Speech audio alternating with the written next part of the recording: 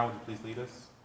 I pledge allegiance to the flag of the United States of America and to the republic for which it stands, one nation, under God, indivisible, with liberty and justice for all. As we prepare ourselves for the second to last meeting of before break, we just take a moment of silence to steady ourselves and prepare for tonight's legislative actions.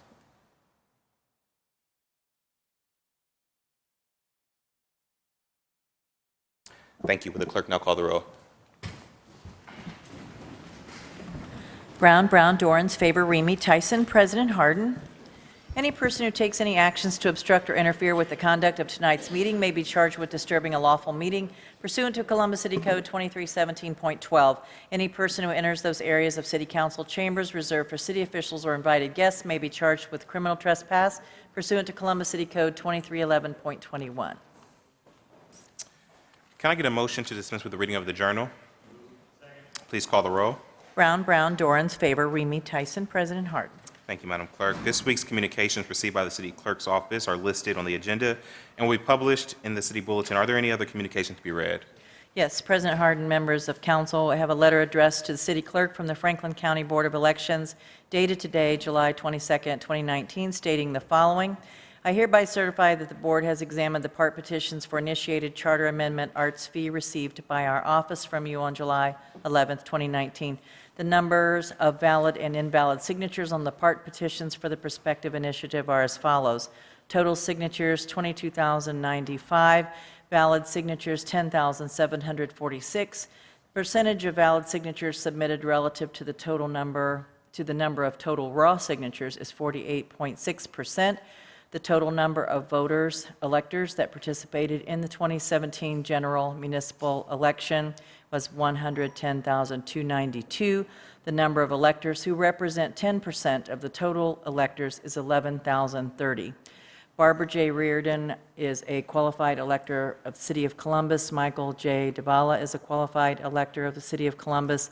Matthew Bowersox is a qualified elector of the City of Columbus. Emily Duvall became a qualified elector of the City of Columbus on July 19, 2019. She was not previously registered in the City of Columbus. Rebecca Gentile is a qualified elector of the City of Columbus. Please let us know if you have any, could be of any further assistance. Sincerely, Jeff Mackey, Manager, Petitions and Filings, Franklin County Board of Elections. Thank you, Madam Clerk. Are there any resolutions by members of council? Councilmember Elizabeth Brown. Councilmember Mitch Brown. Councilmember Doran. Thank you, President Hardin. No resolutions, but did want to remind folks that my July community hours will be held tomorrow at the Linden Library on Cleveland Avenue from 5 to 6:30. This month we'll be featuring pizza from Tetrias Pizza, which has been on the North End for over 60 years. I hope to see folks tomorrow. And thank you, President Hardin. That's all I have this evening. Thank you, Councilmember. Councilmember Favor. Thank you, President Hardin. Just a brief announcement. Today, the City of Columbus and Central Ohio Transit Authority, also known as COTA, launched the first mobility innovation test with a pop-up mobility lane on 3rd Street between Long and Main Street. The pop-up mobility lane is a 2-week test dedicating the right curbside lane of traffic to bus, bike, and scooter riders only. It will take place from 3 p.m. to 6 p.m. Monday through Friday, July 22nd through August 2nd. This Wednesday, July 24th, the Public Service and Transportation Committee will also hold a hearing for the updated Columbus Multimodal Thoroughfare Plan at 4:30 p.m. here in Council Chambers. The new plan represents a shift towards multimodal transportation options and will be a key tool in advancing the city's goals for improved mobility choices that meet the needs of all our residents.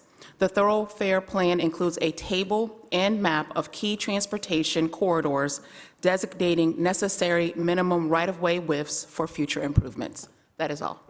Thank you, Councilmember. Councilmember Remy. Nothing this evening, Your Honor. Not Your Honor, it's President Hardin. Councilmember Tyson. Are there any comments by our elected officials? Seeing none, We have representatives from, is that Columbus Southside Area Commission that are here with us this evening. At this time, I request the following ordinance be removed from the consent action portion of the agenda. Public Service and Transportation Ordinance 1746, 2019. Are there any other requests by members of council for the removal of an ordinance of the resolution from the consent action portion of the agenda?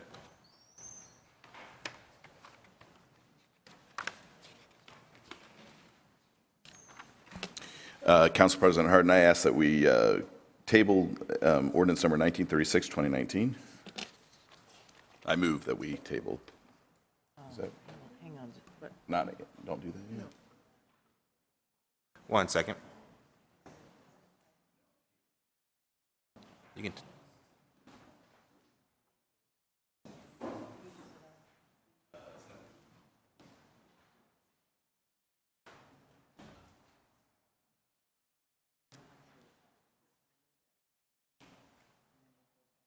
Yeah. Councilman, what ordinance is it? Sorry, President Hardin. Ordinance number 1936, 2019. So we have, we're going to, there's a motion to remove from consent, Public Service and Transportation 1746, as well as ordinance 1936. Are there any other ordinance that council would like to remove from? Seeing none, may I have a motion to waive reading of the titles of 30-day legislation by the city clerk? Please call the roll. Brown, Dorans, favor, Remy, Tyson, President Hardin. Thank you. Will the clerk now read into the record the ordinance numbers of 30-day legislation on tonight's agenda? Public Utilities Committee ordinances 1847, 1881, 1902-2019. Technology Committee ordinance 1442-2019. Public Service and Transportation ordinances 1896, 1898, and 1950-2019. Health and Human Services Committee ordinance 1918-2019. Zoning Committee ordinances 1619, 1923, 1953, 1957, 1962, 1964, 1965, 1969, 1970, 1971, 1972, 1978, 1979, 1985, 1996, 1997, 1998, 2016-2019. Do we have any speakers on the consent? Seeing no speakers on the consent, or on the first reading portion of the agenda, may the, would you please read legislation as 30-day legislation, please? On consent. Yes. Resolutions of expression 218X-2019. Finance Committee ordinances 1720, 1727, 1827, 1880, 1889, 1890, 1891, 1893, 1895, 1915, 1916, 1919, 1922, 1930, 1951, 1968, 1986, and 1988-2019. Education Committee ordinance 1526-2019. Public Safety Committee ordinances 1949 and 1954-2019. Public Utilities Committee ordinances 1697, 1704, 1712, 1713, 1718, 1719, 1724, 1725, 1728, 1743, 1744, 1752, 1753, 1756, 1771, 1774, 1811, and 2019-2019. Neighborhoods Committee ordinances 2064 and 2065-2019. Technology Committee ordinances 1444, 1603, 1793, and 1877-2019. Public Service and Transportation Committee Resolution 211X-2019 and 212X-2019. Ordinances 1766, 1795, 1799, 1841, 1842, 1843, 1872, 1874, 1892, 1901, 1959-2019. Housing Committee ordinances 1943, 1974, 1980, 1983, 1995, and 2014-2019. Criminal Justice and Judiciary Committee ordinances 1199, 1944, 1981-2019. Economic Development Committee ordinances 1329, 1739, 1796, 1966, 1982-2019. Administration Committee ordinance 1393-2019. Health and Human Services Committee ordinances 1813, 1914, 1924, 1952-2019. Small and Minority Business Committee, Ordinance 1984-2019. And appointments from the Mayor's Office numbered A0119, 120, 121, 122, 123, 124, and 125-2019. Thank you, Madam Clerk. Seeing no speakers on the consent portion of the agenda, may I have a motion for approval of these items designated as consent? Is there a second? Clerk, call the roll by voice. Ms. Brown? Yes, with the exception of 2014-2019. Mr. Brown? Yes. Mr. Dorans? Yes. Ms. Favor? Yes. I think you have one. Oh, we tabled. Mr. Remy? Yes. Ms. Tyson? President Hardin? Yes, consent agenda items are passed with the noted exceptions. We will now proceed with the second reading of 30-day tabled and emergency legislation. The first committee to come before council is the Finance Committee, chaired by President Pro Tem Brown. Chair of the committee, the floor is yours. Thank you, President Hardin. Tonight in Finance, we have Ordinance 1858-2019 to authorize the Finance and Management Director on behalf of the city to enter into a contribution agreement with the Confluence Community Authority regarding their cooperation in the financing of project costs other than stadium costs. The new community authority will be organized pursuant to the Ohio Revised Code for the purposes of owning and operating a new stadium for the Columbus Crew SC, the private development of adjacent property, and necessary infrastructure for both projects. On July 1st, City Council authorized a development agreement with Franklin County and the Crew Ownership Group regarding the new stadium, the development of a mixed-use project adjacent to the new stadium, and the redevelopment of the Maffrey Stadium site into a practice facility and a community sports park. It was the intent of the city, county, and developer that the authority would become a party to the agreement and would enter into this contribution agreement. Under this agreement, the city shall contribute yearly installments of funds to the authority from 2020 to 2023 to pay for project costs not related to construction of the new stadium. Director Shoney, is there anything you'd like to add about the new community authority? Thank you, Madam Chair, President Hardin, members of council. Nothing further other than what we've already discussed at council. Thank you, Director. Any questions from colleagues? Seeing none, I move for passage. Second. Please call the roll. Brown, Dorans, Favor, Remy, Tyson, President Hardin. Ordinance passes. Next, we have Ordinance 1945-2019 to authorize the Director of Finance and Management to enter into a contract on behalf of the Office of Construction Management with R.W. Setterlin Building Company for the construction of a new truck wash bay and material storage area at the Department of Public Service Maintenance Operations Outpost on East 25th Avenue, to authorize the appropriation and expenditure of $2,843,000 from the Street Construction Maintenance and Repair Fund, and to declare an emergency. The truck wash bay building will include a street sweeper debris cleaning area with an accommodating pre-wash area, proper drainage to meet EPA guidelines, and a backflow preventer on the main water line. This contract will also construct a covered storage area for street maintenance materials. Any questions from colleagues? Seeing none, I move for passage. Second. Please call the roll. Brown, Dorans, Favor, Remy, Tyson, President Hardin. Passed. Council President, I move to Recreation and Parks Please. Committee. Thank you.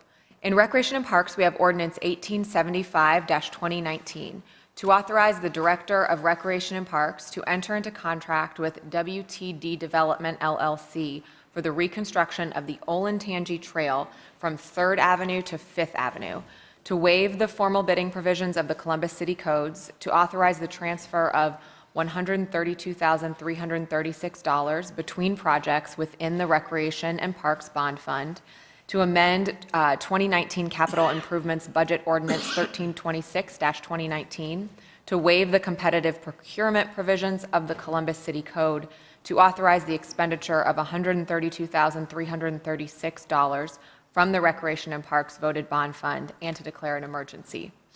The Olentangy Trail in the Harrison West community is one of the busiest trail segments in Columbus. The trail is currently closed for 60 days due to the construction of the Founders Park development. During this closure, in response to requests from the Harrison West community and city, the developer agreed to reconstruct and widen the Olentangy Trail to be completed during the current closure. Completing the reconstruction now during this project will save substantial costs of doing it later. The department is requesting the waiver of the formal bidding provisions to facilitate completing this work during the current 60-day trail closure by the developer. An emergency is being requested due to the immediate time frame of the trail reconstruction, which needs to be completed shortly. Any questions from colleagues? Seeing none, I move for passage. Second. Please call the row. Brown, Dorans, favor, Remy, Tyson, President Hardin. Passed. Council President, that's all I have in my committees. Thank you, Chair. Next committee to come before council is the Public Safety Committee. That committee is chaired by Mitch Brown. Councilmember, the floor is yours. Thank you, Council President. This evening I have in Public Safety Ordinance 2061-2019 to appropriate $81,000 within the Public Safety Initiative Subfund for the Department of Public Safety to establish a virtual reality pilot program and to purchase associated software and hardware for the purposes of police and fire training and to declare an emergency. If there are no questions from my colleagues, I move for passage. Please call the row. Brown, Dorans, favor, Remy, Tyson, President Hardin. Passed. Thank you for your sponsorship, assistance, President Hardin, and that's all I have this evening. Thank you, Councilmember. The next committee to come before council is the Public Utilities Committee. That committee is chaired by Councilmember Dorans. Councilmember, the floor is yours. Thank you, President Hardin. We have a number of pieces of legislation this evening in public utilities. The first one is 1707-2019 to authorize the Director of Public Utilities to renew the Professional Engineering Services Agreement with Hill International, Inc. for the Professional Construction Management Services 2018 project for the Division of Water, to authorize a transfer and expenditure of up to $5,082,200 within the Water General Obligation Bond Fund, and to amend the 2019 capital improvements budget. These projects will maintain and upgrade drinking water supply and treatment facilities to continue to ensure safe and reliable water supply to Central Ohio. If there are no questions or comments from my colleagues, I move for passage. Second. Please call the row.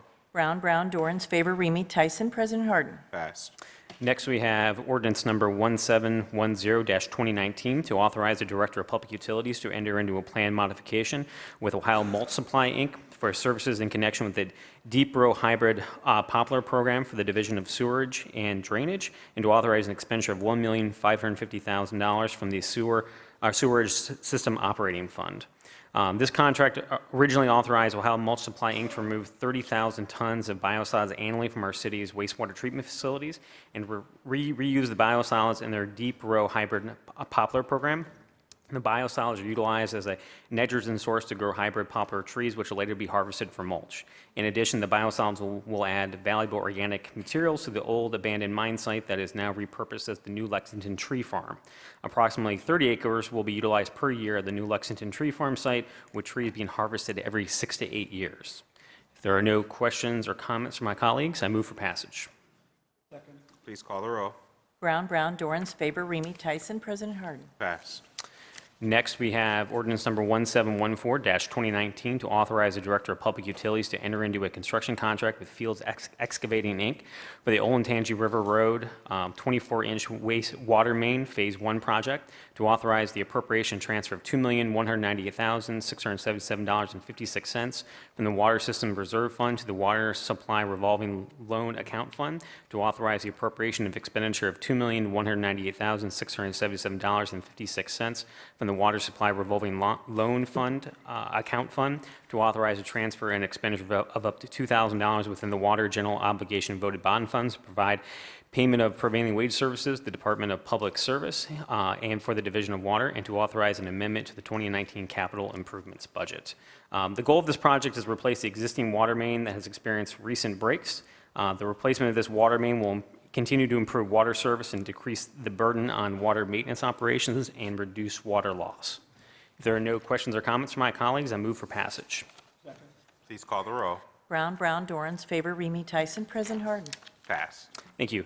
Next, we have ordinance number 1748-2019 to authorize the Director of Public Utilities to renew the professional engineering services agreement with Ribway Engineering Group, Inc. for the Dublin Road Water Plant miscellaneous improvements, basin clarifier rehab project for the Division of Water, to authorize a transfer and expenditure of up to $1,450,018 within the Water General Obligation Bond Fund, and to amend the 2019 capital improvement budget. This project will address aging facilities in the water treatment basins. These assets are critical to the successful treatment of drinking water at that plant. If there are no questions or comments from my colleagues, I move for passage. Please call the row. Brown, Dorans, favor, Remy, Tyson, President Hardin. Passed. Next, we have ordinance number 1754-2019 to authorize the Director of Public Utilities to renew the professional engineering services agreement with Arcadis US, Inc. For the Hapcremene Water Plant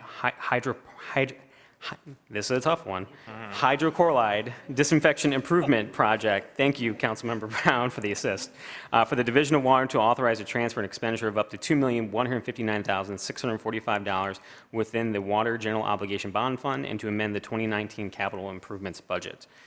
This project will address risk associated with gaseous chlorine systems while providing a safer storage and handling system for plant staff. The potential for accidental release of chlorine gas will be eliminated within this project. If there are no questions or comments from my colleagues, I move for passage. Please call the row. Brown, Dorans, favor, Remy, Tyson, President Hardin. Passed. Next, we have ordinance number 1760-2019 to authorize the Director of Public Utilities to renew the professional engineering services agreement with CH2M Hill Engineers for the laboratory upgrades project for the Division of Water, to authorize a transfer and expenditure of up to $1,506,000 within the Water General Obligation Bond Fund, and to amend the 2019 capital improvement budget. This project is necessary to bring the facilities up to current code compliance standards for the Quality Assurance Lab, the Dublin Road Water Plant, and the Parsons Avenue Water Plant as well. These facilities are essential and integral components in the Columbus area water supply and treatment infrastructure. If there are no questions or comments from my colleagues, I move for passage. Please call the row. Brown, Dorans, favor, Remy, Tyson, President Hardin. Pass. Finally, we have ordinance number 1769-2019 to authorize the Director of Public Utilities to enter into a contract with Ohio Basement Authority for the Volunteer Subpump Program, Blueprint North Linden Phase 2 project, to authorize the transfer within an expenditure of up to $1,854,944.83 from the Sanitary Sewer General Obligation Bond Fund, to authorize a transfer within an expenditure of up to $2,000 for prevailing wage services to Department of Public Service, and to amend the 2019 capital improvements budget. Older homes that were built before sub pumps were commonly used to direct rainwater away from the foundation drain. In homes built before the 1960s, the foundation drain connects directly to the sanitary sewer. The goal of the Blueprint Columbus is to keep rainwater out of the sanitary sewer system so it would no longer fill up beyond its capacity and overflow into rivers or backups into basements. A voluntary sub-pump program is one of the strategies necessary to achieve this goal and will bring participating homes up with current building standards. Residents with single-family or duplex that do not currently have a sub-pump can apply for the program if the home is located within the area where the city is implementing Blueprint Columbus. The city will determine eligibility after investigating whether a sump pump would be a cost-effective tool in this scenario. I would encourage anyone who's interested in checking whether or not they're eligible, please visit columbus.gov/blueprint for more information. With that, if there are any questions or comments from my colleagues, seeing none, I move for passage. Please call the row. Brown, Dorans, favor, Remy, Tyson, President Hardin. Passed. Thank you, President Hardin. That's all I have this evening. Thank you, Chair. The next committee to come before council is the Public Service and Transportation Committee. Councilmember Favorite chairs that committee. Councilman, the floor is yours. Thank you, President Hardin. Tonight in Public Service and Transportation, we have ordinance number 1634-2019 to amend the 2019 capital improvement budget to authorize the transfer of funds between projects between the Streets and Highways Bond Fund, to appropriate funds within the Construction Inspection Fund, to authorize the Director of Public Service to enter into contracts with Resource International and the Mananic Smith Group in connection with the roadway materials testing and inspection 2019 project to authorize the expenditure of up to $451,756 from the Streets and Highways Bond Fund, to authorize the expenditure of up to $548,000 and $548,244 from the Construction Inspection Fund, to authorize the expenditure of up to $548,244 from the Construction Inspection Fund, and to declare an emergency. The intent of this contract is to provide the Department of Public Service with continuing contractual access to additional resources that are necessary to provide construction inspection services and materials testing expertise for the department to complete its capital and operating budget commitments. Are there any questions or comments from my colleagues? Seeing none, I would move for passage. Please call the row. Brown, Dorans, favor, Remy, Tyson, President Hardin. Passed. Thank you. Next, we have ordinance number 1824-2019 to amend the 2019 capital improvement budget to authorize the Director of Finance and Management to enter into a purchase order with Bobcat Enterprises Incorporated for purchase of one skid steer loader, accessories, and hauling trailer for the Division of Refuse Collection, to authorize the expenditure of $41,893.80 from the Refuse Bond Fund, and to declare an emergency. The equipment that will be purchased with this ordinance is essential to Public Service Department's illegal dumping program. The goal of the program is to combat illegal dumping in our neighborhoods through prevention, enforcement, and education. So far this year, they have collected 3,256 tons of litter and illegal dumping, and have received 4,718 service requests for solid waste investigation. Are there any questions or comments from my colleagues? Seeing none, I move for passage. Please call the row. Brown, Dorans, favor, Remy, Tyson, President Hardin. Passed. Thank you. Next, we have ordinance number 1857-2019 to amend the 2019 capital improvement budget to authorize the transfer of cash and appropriation within the Streets and Highways Bond Fund, to authorize the Director of Public Service to enter into contract with JB Roofing Incorporated for the facilities located at 1881 East 25th Avenue roof renovation project, to authorize the expenditure of up to $1,768,177.84 from the Streets and Highways Bond Fund for the project, and to declare an emergency. This project consists of replacing wet, damaged, buckled insulation, bad decking, metal gutter drip edge, and loose parapet flashings, sealing gutter seams, and other such work as necessary. Are there any questions or comments from my colleagues? Seeing none, I'd move for passage. Please call the row. Brown, Dorans, favor, Remy, Tyson, President Hardin. Passed. Thank you. Next, we have ordinance number 1879-2019 to authorize the transfer and appropriation of funds within the Morse Road TIF Fund, to authorize the Director of Public Service to enter into contract with Complete General Construction Company for the bridge rehabilitation Sinclair Road overstream north of Morse Road project, to authorize the expenditure of up to $1,674,054.77 from the Morse Road TIF Fund for the bridge rehabilitation Sinclair Road overstream north of Morse Road project, and to declare an emergency. The work for this project consists of the replacement of the culvert over Bill Moose Run profile correction for Sinclair Road, the construction of curbs, full depth pavement repair where needed, storm sewers and water line work, and other work as necessary. Are there any questions or comments from my colleagues? Seeing none, I would move for passage. Please call the row. Brown, Dorans, favor, Remy, Tyson, President Hardin. Passed.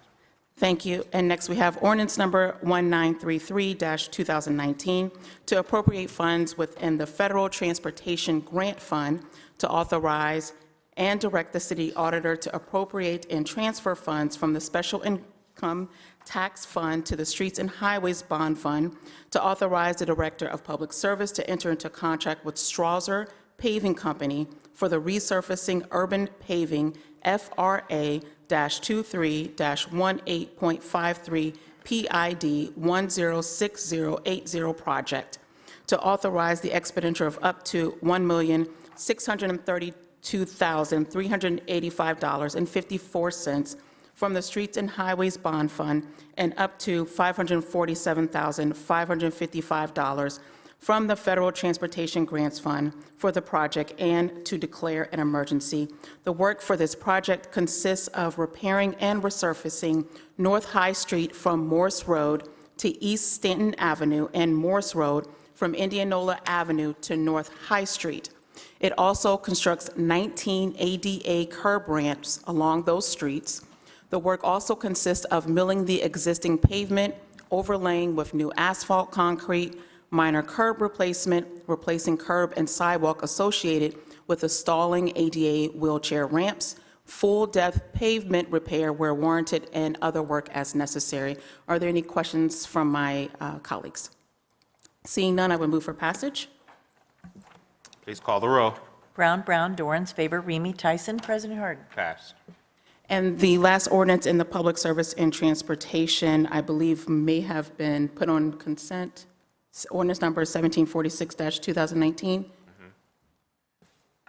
Was it removed from consent? Is removed. Yes. You can. Yes. Ordinance number 1746-2019 to authorize the Director of the Department of Public Service to execute those documents necessary for the transfer of a .73 acre portion of Talmadge Street right-of-way that runs north-south directionally and is between East Long Street and the first alley from the west, and a .016 acre portion of the unnamed alley that runs north-south directionally, which is north of East Long Street between Talmadge and Monroe Avenue to Dell Partners LLC. This ordinance transfers right-of-way associated with the Borer King Lincoln project. The proposed development will act as a catalyst for pedestrian activity and creating a strong connection from Long Street and the Lincoln Theater to MLK and the King Arts District. Are there any questions or comments from my colleagues? Seeing none, I would move for passage. Please call the row. First, you have to amend to emergency. I apologize. I would like to amend to emergency. Please call the row. Brown, Dorans, favor, Remy, Tyson, President Harden. Amend it. And move for passage. Please call the row. Brown, Dorans, favor, Remy, Tyson, President Harden. Passed. Thank you. May I please move to housing? Thank you. In the Housing Committee, we have ordinance number 1723-2019 to authorize the Director of the Department of Development to make financial assistance available as grants to rental projects developed or sponsored by HNHF Realty Collaborative and/or Community Development for all people to increase the local supply of decent, safe, and sanitary rental housing in the South Side neighborhood of Columbus, which will decrease the number of vacant properties in the neighborhood. To authorize the expenditure of $1,987,081.03 from the Development Taxable Bond Fund 7739 and the expenditure of $512,918.97 from the Northland and Other Acquisitions Bond Fund 7735, and to declare an emergency. The Housing Preservation Fund will assist the development of affordable rental units on the south side of Columbus to continue the efforts of creating and maintaining a mixed-income community with grants for affordable residential properties. Director Shoney, do you have any comments to offer? Thank you, Madam Chair, President Hardin, members of council. This is a continuation of our partnership with Healthy Neighborhoods, Healthy Families with Nationwide Children's, and following up on a commitment that the mayor had made to provide some additional funding to HNHF and to Community Development for All People to do exactly what, Madam Chair, you had outlined before. So I want to thank council for their continued support and thank our friends at HNHF and CD for All People for the great work that they do. Thank you, Director. Are there any questions or comments from my colleagues? Seeing none, I'd move for passage. Please call the row. Brown, Dorans, favor, Remy, Tyson, President Harden. Passed. Thank you. President Hardin, may I move on to criminal justice and judiciary? Please. Next, we have ordinance number 2084-2019 to authorize Columbus City Council to enter into grant agreement with the Legal Aid Society of Columbus in support of the organization's reentry team services to authorize and appropriate expenditure within the Jobs Growth Subfund and to declare an emergency. This ordinance represents the first part of Council's marijuana reform package. I want to thank President Hardin for his leadership on this topic. We know that the impact of marijuana penalties is heavy and that these penalties and associated records create barriers to resources and have a negative impact on an individual's quality of life. When people are arrested for possessing small amounts of marijuana, they are likely to face collateral consequences that can affect their eligibility for public housing, student financial aid, employment opportunities, child custody determinations, and immigration status. The Legal Aid Society of Columbus is a nonprofit organization that provides legal assistance to low-income and qualifying senior residents in the city and surrounding areas.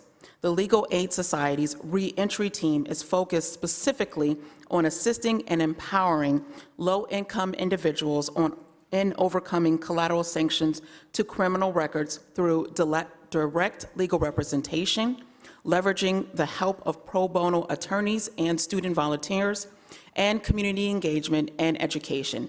I'd like to invite Patrick Higgins from the Legal Aid Society to the podium to talk a little bit more about this specific program and how it will potentially impact our residents.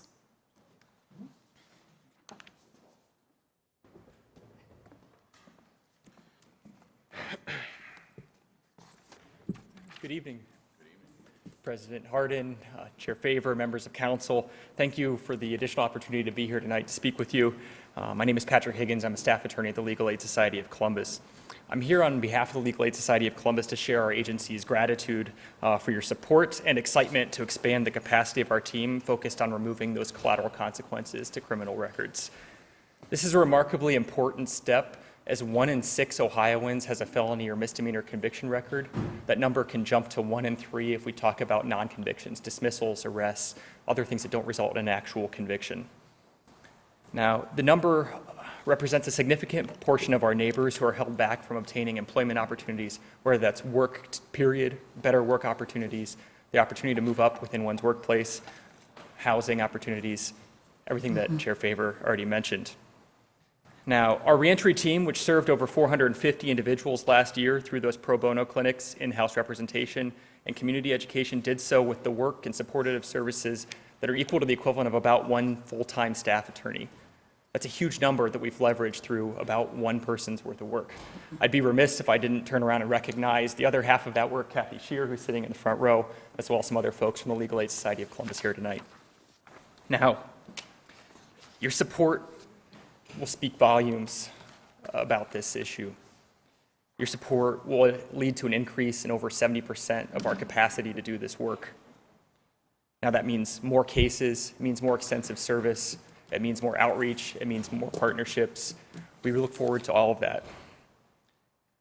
Now, in addition to that, we're going to be able to look at systemic issues, look at this picture as a bigger picture, address some of those things that people face collectively, as well as the issues that we're talking about that they face individually. The need is out there, and we're ready to get to work. As I mentioned before, we are excited. We're excited to partner with local agencies providing wraparound services for our clients. We're excited to partner with those who are already connected to the people that we hope to serve. At the last hearing, we mentioned the faith community, others in workforce development that are already working with folks that need the legal assistance as well. We're excited to do our part in building that pathway out of poverty that exists when we remove barriers to work for folks that have criminal records. We thank you for your support. We thank you for helping us get the word out about our clinics, which happen on the 3rd Wednesday of every month from 5 to 7, the Legal Aid Society of Columbus. And we thank you for making it possible to serve more folks in our city. So thank you. Thank you, Mr. Higgins. Are there any questions or comments from my colleagues? Seeing none, I would move for passage. Please call the row. Brown, Dorans, Favor, Remy, Tyson, President Hardin. Passed. Thank you, Mr. Higgins. And lastly, Ms. President Hardin, may I move to rules and reference? Please. Finally, in rules and reference, we have ordinance number 2032-2019 to enact new sections 2329.15 and 2329.16 in the Columbus City Codes, establishing offenses and criminal penalties concerning misdemeanor possessions of marijuana and associated paraphernalia in the city of Columbus. President Hardin, I'd like to turn it over to you. Thank you, Madam Chair, and thank you so much for your leadership. Just wanted to note on the passage of Ordinance 2084 that has directed resources to the Legal Aid Society that as Council took the time over the last several months and listened to our residents, we heard a couple of things and had some data that was presented to us. One, we heard from more than 3,500 residents who said that we needed to act on something to bring the duality of how we treat marijuana in Columbus together. Secondly, we saw data that stated that over the last 2.5 years in the city of Columbus, 60% of those affected by our policies have been African-American males. And we knew that we had to do something.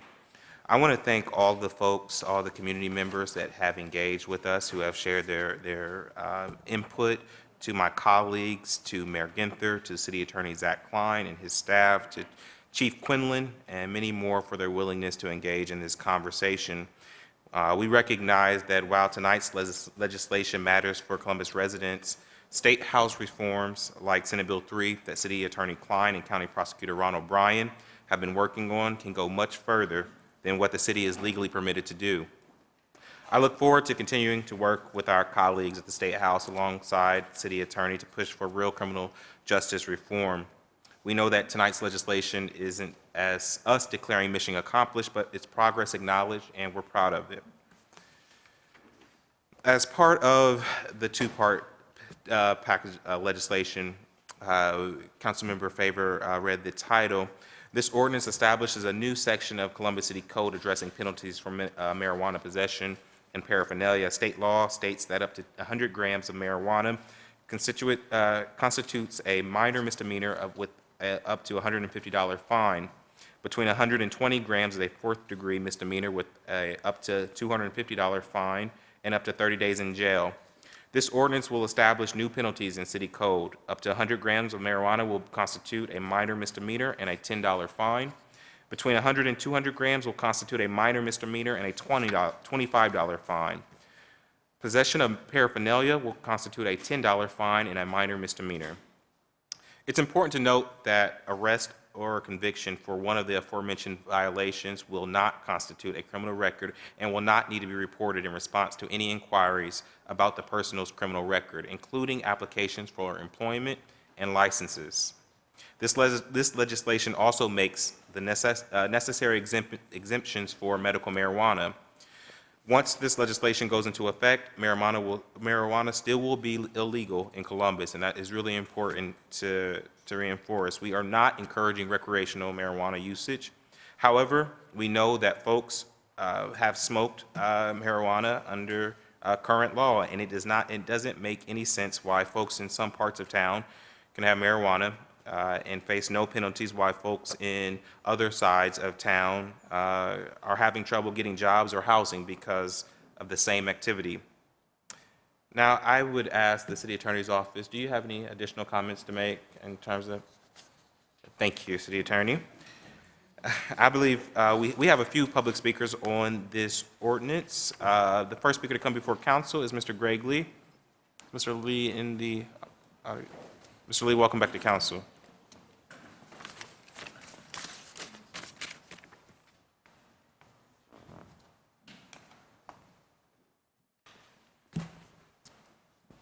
Thank you, President Hardin, council members.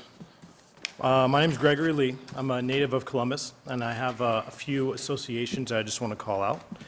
I'm an active reservist and veteran in the United States Air Force. I'm a commissioner with the Recreation and Parks Department, vice president of the Berwick Civic Association, a board member with the New Leaders Council, and a trained volunteer with the Franklin County Restorative Justice Circle program. Now, these are organizations that experience I bring for this conversation this evening, but my opinions are my own and don't reflect those organizations. I come before you today to speak in support of Ordinance 2302, 2019. Modifying the penalties for marijuana and paraphernalia possession will directly benefit Columbus and its residents in a number of ways. First, a relationship with the community. Making the targeting of marijuana possession and paraphernalia possession less of a priority for law enforcement is going to help improve the law enforcement officer's relationship with the community. That, combined with ongoing efforts that are rolling back ineffective programs, is another step in the right direction towards advancing that larger community engagement strategy. Secondly, regarding juveniles specifically, the proposed legislation would still warrant a referral to the Restorative Justice Circle program for first-time misdemeanor offenders, and that, again, provides an opportunity for trained community members to engage and redirect the youth. Third, it will be an economic game changer for anyone caught with marijuana. Removing barriers to employment, like having this not be required to be listed on as a criminal conviction on a job application, is a huge step, and there are downstream impacts of that being a game changer for someone as well. Again, I'm in full support of this ordinance as a first step in the right direction. While this is not going to change the whole world, it's going to change someone's world. And I think we have to make sure, I appreciate that we've not let perfection be the enemy of progress. And I would encourage you to not allow this to be the end of the discussion, and more than willing to work with each and every one of you to be creative about how we can push it farther. Thank you. Thank you, Mr. Lee. Thank you. Are there any questions or comments for the speaker? Thank you, sir. Thank you. Next speaker to speak on this ordinance is Mr. Charles Tompkins, or Melissa Tompkins, from the Milo Grogan Area Commission.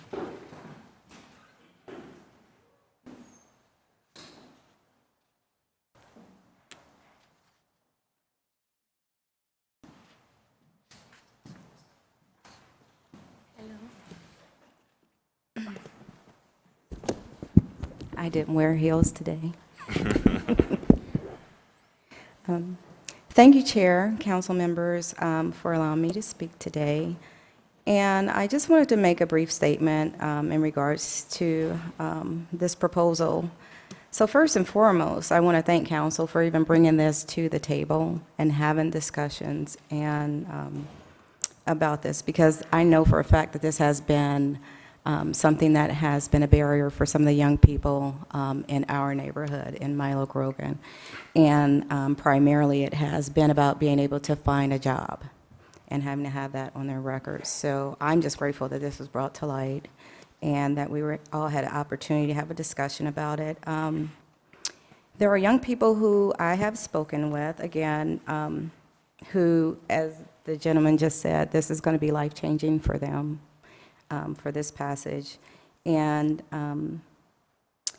the ones that I know, though they change their lives to be a positive impact on the community, they do still struggle because of the current law.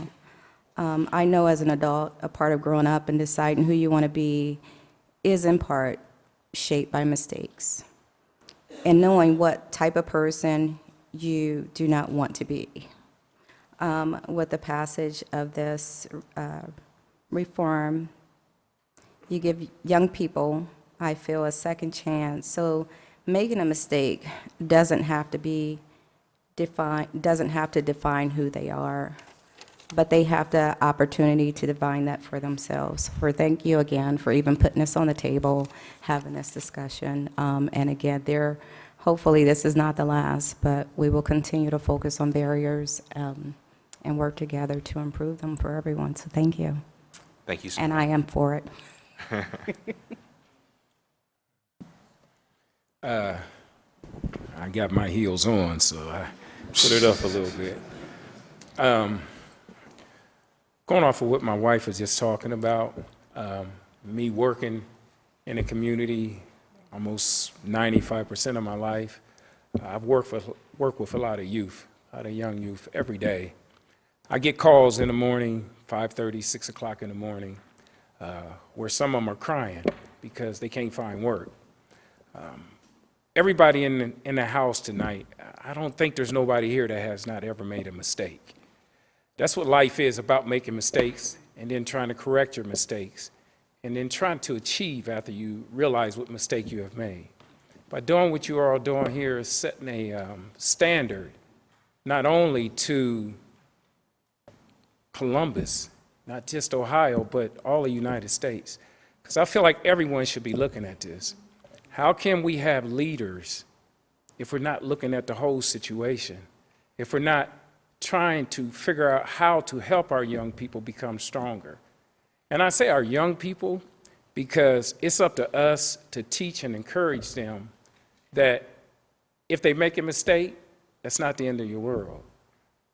And the way the laws are right now, and trust me when I say I read over everything from top to bottom, everything that you all wrote, submitted. For the past 10 years, I read everything. So I would understand everything. It's hard. It's hard because you do have a lot of young people out here that want to do the right thing, but sometimes we get caught up. I say we because I'm talking about everybody in the room. We get caught up. There's not a single person in the room, like I said before, that has not walked down the sidewalk and tripped over a broken part in the sidewalk and turn around and look at it, then you're ready to say something to it and you realize it's just a sidewalk that tripped you. It's life. We have a chance now to do this the right way, to help a lot of people. And there is a lot of young youth that are so happy that this is mentioned and brought up. So I'm in strong support of this. And like my wife and the other gentleman said, we hope that this is not going to be the end. Oh, it's not going to be the end because we're going to make sure that you hear us and understand that we want this to carry on. So I thank you all for everything. So thank you. Thank you so much. Are there any questions or comments for our speakers? Thank you so much, Mr. Tompkins. City Attorney's Office, I do have one question. One strong bit of feedback that a lot of our offices have received was from folks who compared what other cities have done in reducing the fine to $0 and no jail time. Could you speak on the recommendation that we received from the City Attorney's Office and how we to come up with a nominal fee? Yes, sir. Council President, members of council, Laura Baker Morris is our city solicitor. As you know, she was our chief prosecutor for many years, 25 years of experience in criminal law. She thoroughly did the research on this issue and concluded that in order for this to be defensible, if it were to be challenged, and I understand that none of the other ordinances that have been passed by our peer cities around the state have been challenged, but were it to be challenged, we believe that it's more defensible if you actually have some penalty, because it still is a crime. We all know that we don't have the legal authority to decriminalize at the present time. So in order to make it defensible, it is our position that there has to be a penalty of at least $1. Thank you, City Attorney. Finally, before passage, I'm going to introduce an amendment to the ordinance. Stakeholders suggested a change to ensure it was absolutely clear that medical marijuana would not be subject to our code. The exemption was reflected in our previous version, but was clarified with this amendment language.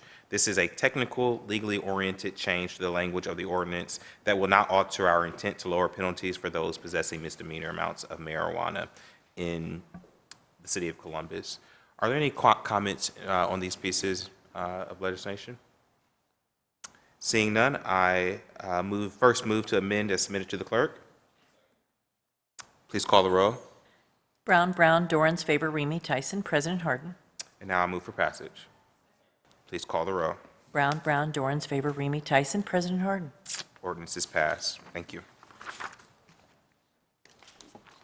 And just to wrap that up, someone mentioned it a little bit earlier, but as chair of the Criminal Justice Committee, I want to reiterate that I am committed to continuing these types of conversations and work beyond what we have all just witnessed here.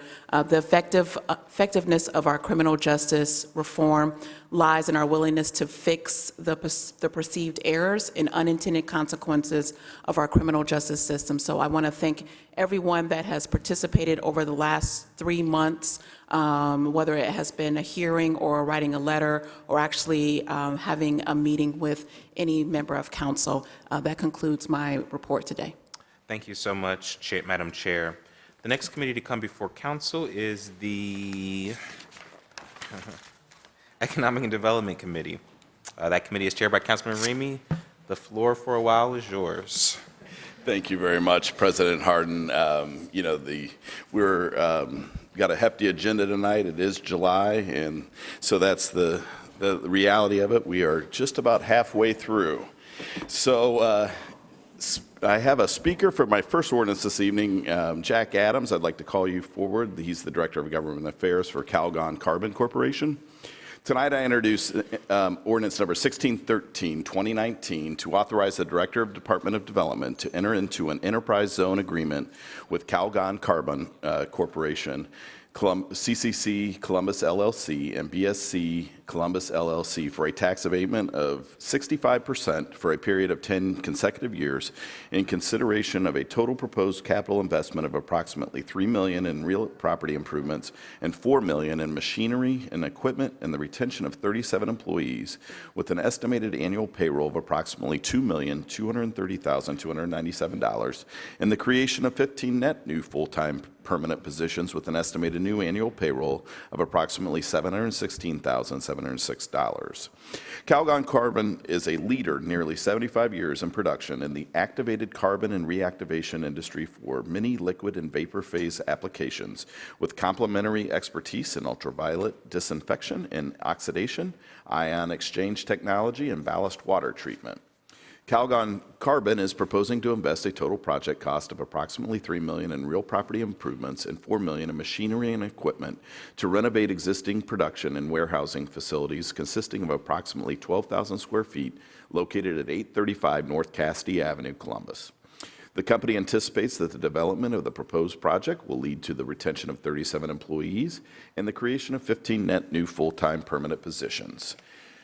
Mr. Adams, the floor is yours. Super. Thank you. Good evening, Mr. President, Mr. Chairman, council members. I am Jack Adams. I'm the Director of Government Affairs for Calgon Carbon Corporation. My colleague, Terry Beimel, our Director of Engineering, is in the audience with me today. We appreciate the opportunity to join you and make comment on our proposed project, and to answer any questions about the tax abatement that's been organized and offered by the city's Department of Development. Calgon Carbon is a leading manufacturer and service provider related to activated carbon products and ultraviolet light technologies. We're based in Pittsburgh, Pennsylvania, but have operations in 6 states as well as Europe and Asia.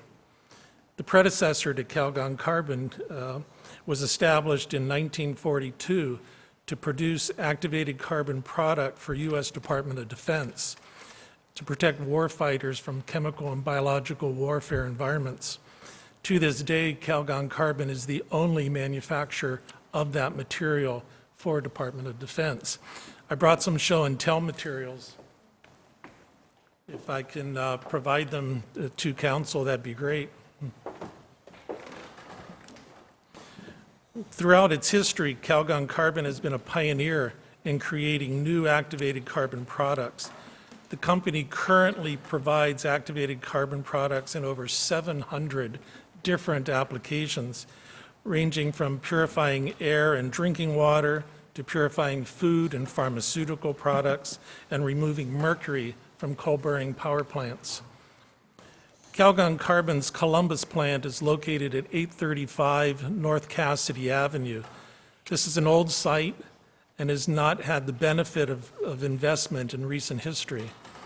Many of you may remember this property as the site of the former Barnaby Sutcliffe Corporation, which Calgon Carbon acquired in 2004. At this site, we produce a variety of activated carbon products, primarily for drinking water and industrial and first responder respirator applications. We formerly fabricated air handling equipment as well, but divested that remnant of Barnaby Sutcliffe in 2017. Calgon Carbon manufactures more than 200 different activated carbon products at facilities in Kentucky and Mississippi, as well as Ohio. In addition, the company recycles granular activated carbon in Ohio, Arizona, New York, and Pennsylvania. We are currently looking to establish a new production activity at one of our existing locations for a new engineered activated carbon product in support of emerging industrial and other markets. We have interest to locate that new production at the North Cassidy Avenue facility here in Columbus. As such, the tax abatement incentive package offered by the City of Columbus is an essential component to Calgon Carbon's decision to move forward. A few months ago, we initiated discussions with the city's Department of Development regarding that project. We also initiated communications with representatives in Gaithersburg, Kentucky, and in Bay St. Louis, Mississippi, exploring the potential to locate the project there as well. Our project will establish 2 new production lines at one of our existing facilities. The operation will include raw material receiving and storage, activated carbon processing, and final product storage and shipment. The new operation will enable Calgon Carbon to participate in markets with the potential to double the scale of that operation if market activities are successful, which would mean doubling our currently planned production activities. The project investment, as Chairman Ramey summarized, will exceed $7.2 million and will be used, among other purposes, to improve existing buildings for the new production, as well as renovations to accommodate the relocation of current site operations. This would be the first major new investment at the North Cassidy Avenue facility in quite a while and could spark revitalization of the entire property. Our Columbus operation has a current spend of more than $4.5 million in the local community for utilities, supplies, contracted services, and similar support. We would expect that local spend to increase to more than $5.5 million if the project were to be located in Columbus. The proposed project will create 15 new jobs, which is a 40% increase in our current staff of 37. Most of the workers at the Columbus facility are represented by the United Steelworkers. The 15 jobs break out as 12 production technicians, 1 supervisor, 1 quality assurance technician, and 1 maintenance technician. The current payroll of our North Cassidy Avenue operations exceeds $2.2 million. The additional new payroll for the planned expansion of 15 would be more than $716,000, or approximately $23 an hour for each of those employees. Our employees also receive generous benefits, including paid holidays and vacation, health, dental, and vision insurance, training and education benefits, employee uniforms, and more. With your approval of the tax abatement incentive this evening, Calgon Carbon's expansion could be up and running by the end of 2019, which means we would recruit and hire 15 new employees by the end of this year. Calgon Carbon very much appreciates the opportunity to address Council this evening. We're happy to have the opportunity to highlight our exciting new project, and we're also happy to brag about a great group of employees we have at Columbus. One of our favorite statistics with this group is their years of employment at our Columbus facility. At the end of 2019, one of those employees will have more than 40 years of service with Calgon Carbon, and 6 others will have more than 30 years of experience with Calgon Carbon. The company has a positive union relationship, but our Columbus site has had low investment in recent years, and we're eager to reverse that. The tax abatements from the City of Columbus are a key factor for securing the project in Columbus, and approval of those incentives by City Council would tip the balance in favor of location here. I encourage your support to our project and the tax abatement offered by the Department of Development, and look forward to a long and productive working relationship with the City of Columbus. Thank you for the opportunity to join you this evening and speak with you. Thank you very much, Mr. Adams. We appreciate hearing about good union jobs, of course. Do any of my colleagues have any questions or comments for Mr. Adams? And thank you for the samples. My wife's a Columbus City school teacher, and I'm sure that, I'll take this home and we can show my kids, just exactly what you do over there. So we appreciate the investment in Cassidy Avenue, should it pass. We do have one speaker this evening, Mr. Joe Moteal. Mr. Moteal, welcome back to council. Please come forward, state your name. You have 3 minutes, and we look forward to your comments.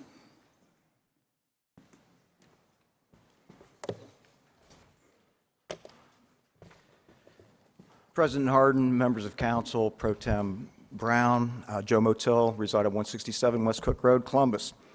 Due to the City Council's undemocratic policies, which only allow a citizen to speak on 2 agenda items per meeting, my statement is in reference to tonight's 9 tax abatements that will be given out, totaling just over $25 million, and 5 city income tax giveaways of $3 million at roughly $625,000 a year for the next 5 years. Due to tonight's bonanza of corporate welfare and unwarranted handouts to those who are unwilling to pay their fair share of both property and city income taxes, the City Council can finally justify the use of the word historic. I don't believe there's ever been a City Council meeting where you've given away so much needed revenue to so many companies at the expense of public education, neighborhoods, and those losing their homes. Companies like Chipotle, with 2,500 restaurants in the United States, France, Germany, and Canada, which ranked as the 551st wealthiest company in the world with $4.8 billion in revenue last year. No doubt that their city income tax savings of $22,400 a month was a deciding factor while locating near the western edge of the booming North Market Historic District. Another company on tonight's historic taxpayer ripoff is William Lea. They are a global business process outsourcing company which has been around since 1820.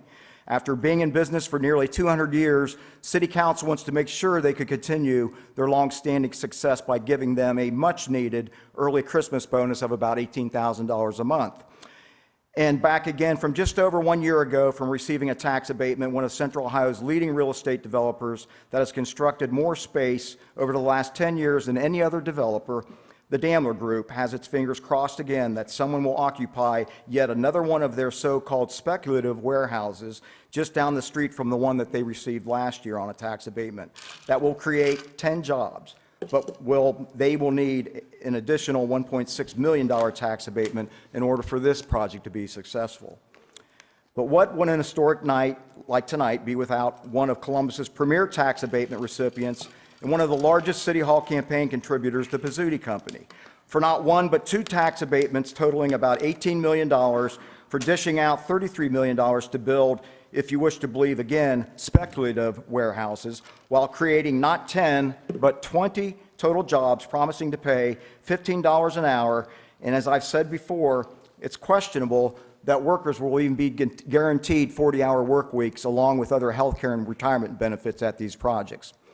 After you've given the Pizzuti Company another 2 tax abatements, they would have received no less than $45 million in tax abatements from City Council on top of a $1 unbid purchase of Short North Prime real estate and the free land that the City Hall gave them to build their Marinova condominiums. Nothing like this City Council holding true to handling city policy the Columbus way. Over the last 45 months, City Council will have given away no less than $307,518,000 in tax abatements. Thank you. Thank you very much, Mr. Moteal. Director Shannen, would you like to talk about what that $3 million brings back to the city? Yeah, let me talk about a couple things. Thank you, Chairman Remy, President Hardin, members of council. One thing that Mr. Moteal raises that I think is important to clarify is when we do deal with speculative development, the development where there is not an end user currently identified, we do come in with relatively low initial estimates in terms of what the job creation is, because we don't know what the final return on investment is, and we don't want to overinflate and come back to you with something and say, we overestimated at the outset and we made a false promise to you all.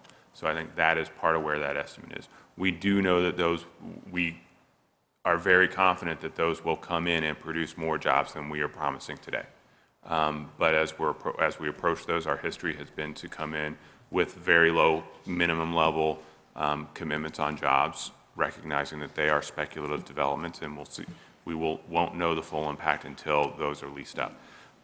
There is an implication, I think, in his comments that somehow we're hiding something, that we know who the tenants are going to be, and that there's something. And I can tell you, we don't know who the tenants are going to be. The developers, in our experience, don't know, but there is a need in the market that we're trying to address. But at the end of the day, as we've talked about before, we have to remain cost competitive, and the abatement is part of remaining cost competitive as a community.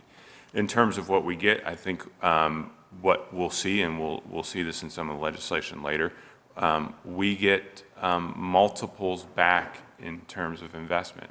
When we talk about, we'll have later on tonight, we'll have the payments for our downtown office incentive and for the jobs growth incentive. I'll be talking about how what we receive back in tax dollars from those projects is 4 to 10 times what we pay out in incentives. So these are very good return on investment opportunities for the city. We look at these and say, what is the return? What are we getting that we wouldn't otherwise get if these projects don't happen? So thank you for the opportunity to respond, and be happy to take any questions. Are there any questions from my colleagues this evening? All right, seeing none, I move for passage. Please call the roll. Brown, Dorans, favor, Remy Tyson, President Hardin. Ordinance passes. President Hardin, I request that we recess at this time. Yes, let's go ahead and take the break before zoning a little early now, so we can prepare. Can I get a motion for recess? So moved. Please call the roll. Brown, Dorans, favor, Remy Tyson, President Hardin. Meeting is recessed. 39 will now come to order. Clerk, please call the roll. Brown, Dorans, favor, Remy Tyson, President Hardin. Can I get a motion to dispense with the reading of the journal? Second. Please call the roll. Brown, Dorans, favor, Remy Tyson, President Hardin. We will now go to the zoning committee. Councilmember Tyson chairs this committee, and all members serve on it. Councilmember, the floor is yours. Thank you. Before beginning the zoning agenda, I'll briefly explain the rules of council as pertaining to speaking before council on zonings and variances. We permit 3 speakers on each side, 3 proponents, 3 opponents, and we ask that they limit their remarks to 3 minutes on each side. And we provide an opportunity for rebuttal from the applicant. On the advice of the City Attorney's Office, we ask that anyone here this evening who wishes to speak either for or against any council variance, including staff, please stand, raise your right hand, and be sworn in. I wish to tell the truth and nothing but the truth. Please answer, I will. I will. Thank you. The first ordinance is 1747, 2019, to rezone 3588 South High Street, being 2.04 acres located on the east side of South High Street, 230 feet south of Highview Boulevard from LC4 Limited Commercial District to CPD Commercial Plan Development and LC4 Limited Commercial Districts. The applicant is Mumu Car Wash, care of Dave Perry. The proposed use is a car wash and future commercial development. The City Department's recommendation is approval. The Far South Area Commission's recommendation is approval, 11-0. If there are no questions or comments from my colleagues, I move for passage. Brown, Dorans, favor, Remy Tyson, President Hardin. Passed. Thank you. The next ordinance is 1780-2019. It's to grant a variance from the provisions of sections 3332.035 R3 Residential District, 3312.21 D1 Landscaping and Screening, 3312.25 Maneuvering, 3312.49 C Minimum Numbers of Parking Spaces Required, 3332.05 Area District Lot Width Requirements, 3332.13 R3 area district requirements, 3332.18D, basis of computing area, 3332.21D, building lines, 3332.25, maximum side yards required, 3332.26F, minimum side yard permitted, 3332.27, rear yard of the Columbus City Codes for the property located at 329 Loeffler Avenue to permit mixed residential development with reduced development standards in the R3 residential district. The applicant is She Property Holdings, care of Dave Perry. The proposed use is a mixed residential development. The City Department's recommendation is approval, and the Near East Area Commission's recommendation is 9-3 to 0. If there are no questions or comments, I move for passage. Please call the row. Brown, Dorans, favor, Remy Tyson, President Hardin. Passed. Thank you. The next ordinance is 1897-2019 to rezone 5581 West Broad Street, being 3.2 acres located on the south side of West Broad Street, 550 feet east of Galloway Road from the R Rural District to LC4 Limited Commercial District. The applicant is Metro Development, care of Attorney Jeffrey Brown. The proposed use is extended stay hotel. The City Department's recommendation is approval, and the Westland Area Commission's recommendation is 6-5. If there are no questions or comments, I move for passage. Please call the row. Brown, Dorans, favor, Remy Tyson, President Hardin. Passed. Thank you. The next ordinance is 1912-2019 to rezone 6770 Shock Road, being 16.27 acres located at the southeast corner of Shock Road and London Groveport Road from the R Rural District to the LM Limited Manufacturing District. The applicant is Pinchot and Company, care of Dave Perry. The proposed use is an industrial development. The City Department's recommendation is approval, and the Far South Columbus Area Commission's recommendation is approval, 434. If there are no questions or comments from my colleagues, I move for passage. Please call the row. Brown, Dorans, favor, Remy Tyson, President Hardin. Passed. Thank you.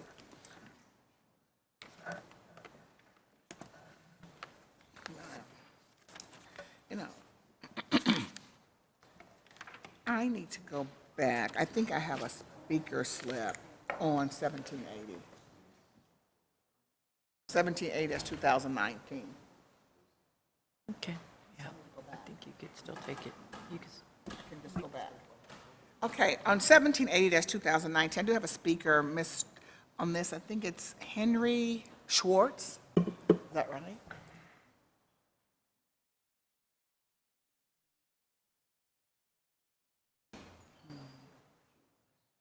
Is that Mr. Schwartz? No? No? That's not. Yeah, he's right here. Oh, Mr. Schwartz, okay. You can come to the podium, Mr. Schwartz. And what we'll do is let's first have let's have a staff presentation on 1780-2019. Before you speak, Mr. Schwartz, we're going to have a presentation from the staff, okay? Just wait one second. You can sit right here. Thank you. Hi, good evening. The site consists of two parcels that are developed with single-unit dwellings in the R3 residential district. The requested council variance will permit the construction of a 6-unit apartment building in sub-area A and 3 attached single-unit dwellings, which are sub-areas B, C, and D. The council variance is required because the proposed 6-unit apartment building is not a permitted use of the R3 district. Variances for parking lot screening, maneuvering, minimum number of parking spaces required, lot width, area district requirements, lot coverage, building lines, side yards, and rear yards are included in the request. The site is within the planning boundaries of the Near East Area Plan, which does not contain specific land use recommendations for this location, but it does state that in general, housing types and density should be consistent with the housing types and densities found in the surrounding area. Furthermore, the plan recommends that existing housing stock be preserved, avoiding demolitions. While the existing structures will be removed, staff believes they are not sufficiently structurally sound to warrant preservation in this case. Additionally, although rear yards are preferred for residential sites, Staff recognizes that there is a common open space area for the building and that maneuverability limitations restrict options to the rear. Therefore, City Department's recommendation is for approval, and I'd be happy to answer any questions. Thank you. Are there any questions? Seeing none, I'm going to now ask for Dave Perry. Is he, Dave?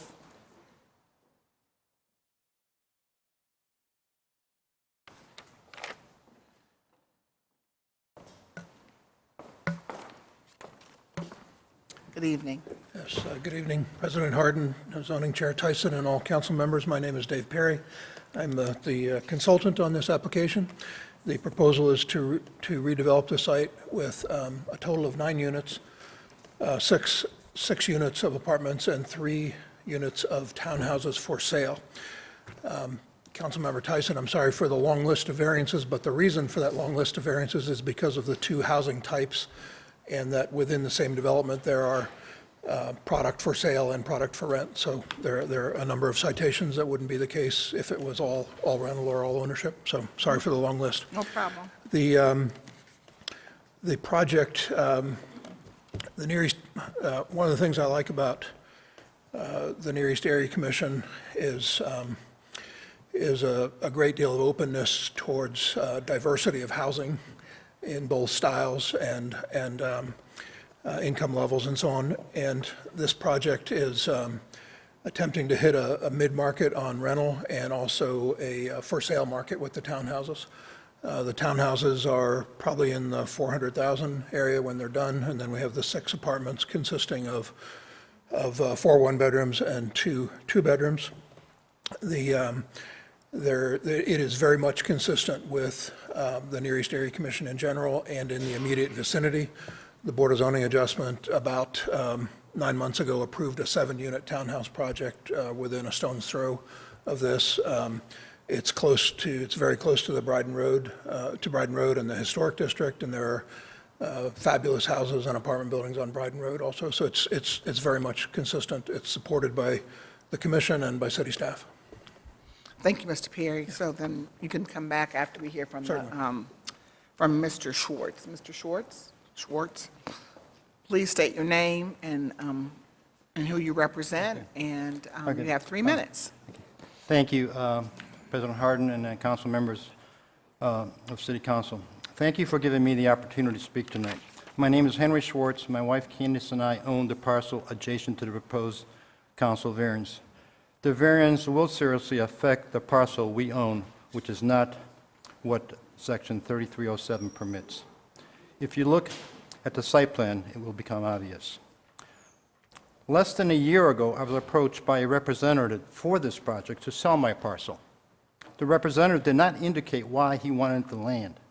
After inquiring with a few individuals knowledgeable with property values in the neighborhood, I decided not to sell.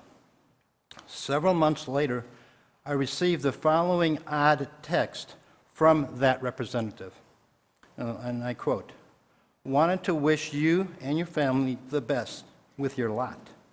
We finalized the plans without your lot, and it came out great. Maybe down the road, you can sell it for a parking lot. Yes, it will seriously affect the adjoining property and an admission by the owner of the project.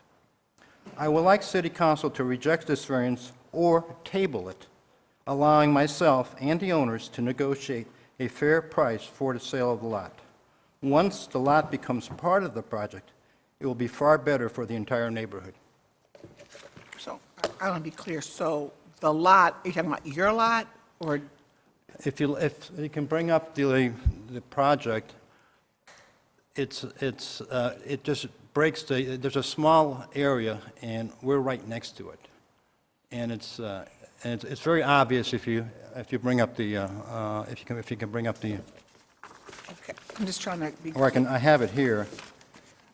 Mr. Schwartz, so we'll look at, we can look at the lot, but a question. Or the site plan. The site plan would probably Okay. be more indicative of what it's doing, because the site is basically, it should be the entire site, not 3/4 of the site. The site is separated by 4 streets, and it's one contiguous site, but they can't get they didn't ask, I did not sell my small lot, which would make it a contiguous space. So. And it's very obvious if we can bring up the, Okay, I can Mr. show you Schwartz, this. so they wanted to buy your lot, you didn't? They made no indication of why they wanted the lot. They made a relatively low offer. I made some inquiries, and I declined. You declined to sell your lot, and so now we have a development that. Right, that and wants- now, and then they said you can make it into, and they admit they can make it Okay, a so wait a parking minute, lot. so, I'm just sorry, so now you're asking about someone buying your Well, lot? if they want the project, and it's for the betterment of the neighborhood, they really need this lot. They would need less variances. This lot is not a parking lot. You can't put a parking lot there, but they need more parking. They're asking for variance for parking. If they include this lot, they would have the parking. Okay. And it would be less congestion in the entire neighborhood, which is being developed. Okay. All right, and so I'm going to ask, anyone having questions of Mr. Schwartz? All right, Mr. Schwartz, and so I'm going to ask Mr. Perry to come back and just make comments based upon what your comments this evening. Mr. Perry, can you please share, I don't know if you were the person who sent the text to the gentleman or who sent the text, and but besides that, you can just address those issues and then kind of move forward. Certainly. The parcel Mr. Schwartz is talking about is the area towards the bottom of the screen where there's a text and wording that says not part of development or not part of site. And I'm not familiar with the text, members of council. I don't know who that was from, whether it was from our client or not. I don't know, but it was not from me. You know, when I work on development applications, I always look at what assemblages make sense. And this project, our client was interested in buying this property to the south, but it was not available. So Mr. Schwartz made a decision to not sell the property. If he's interested in that now because the project is before you and it's known what it is, he also would have known that prior because the Near East Area Commission does public notice for the on-site meetings. And I know you're familiar with this, but I'll just say it for the record. The Near East Area Commission process is extensive. It's 4 meetings. We go through 4 meetings with the commission on development proposals, from the planning committee, the zoning committee, the on-site meeting, and the full commission, and there's discussion at every meeting, and there's public notice of the on-site meeting. So this project, what would happen if Mr. Schwartz's lot had been available is that this project would be bigger. We would incorporate more land and very likely would have incorporated more townhouses south on Loeffler, because the 7-unit townhouse project that I mentioned that the Board of Zoning Adjustment approved starts on the south side of the alley. So it would make sense. But with any land assemblage, if property owners aren't willing to sell, we have to move on. And that's what happened. Thank you. Any questions for Mr. Perry? All right. Okay, seeing none, and again, the Near East Area Commission's recommendation was 9-3 to 0. And if there are no questions or comments, I move for passage.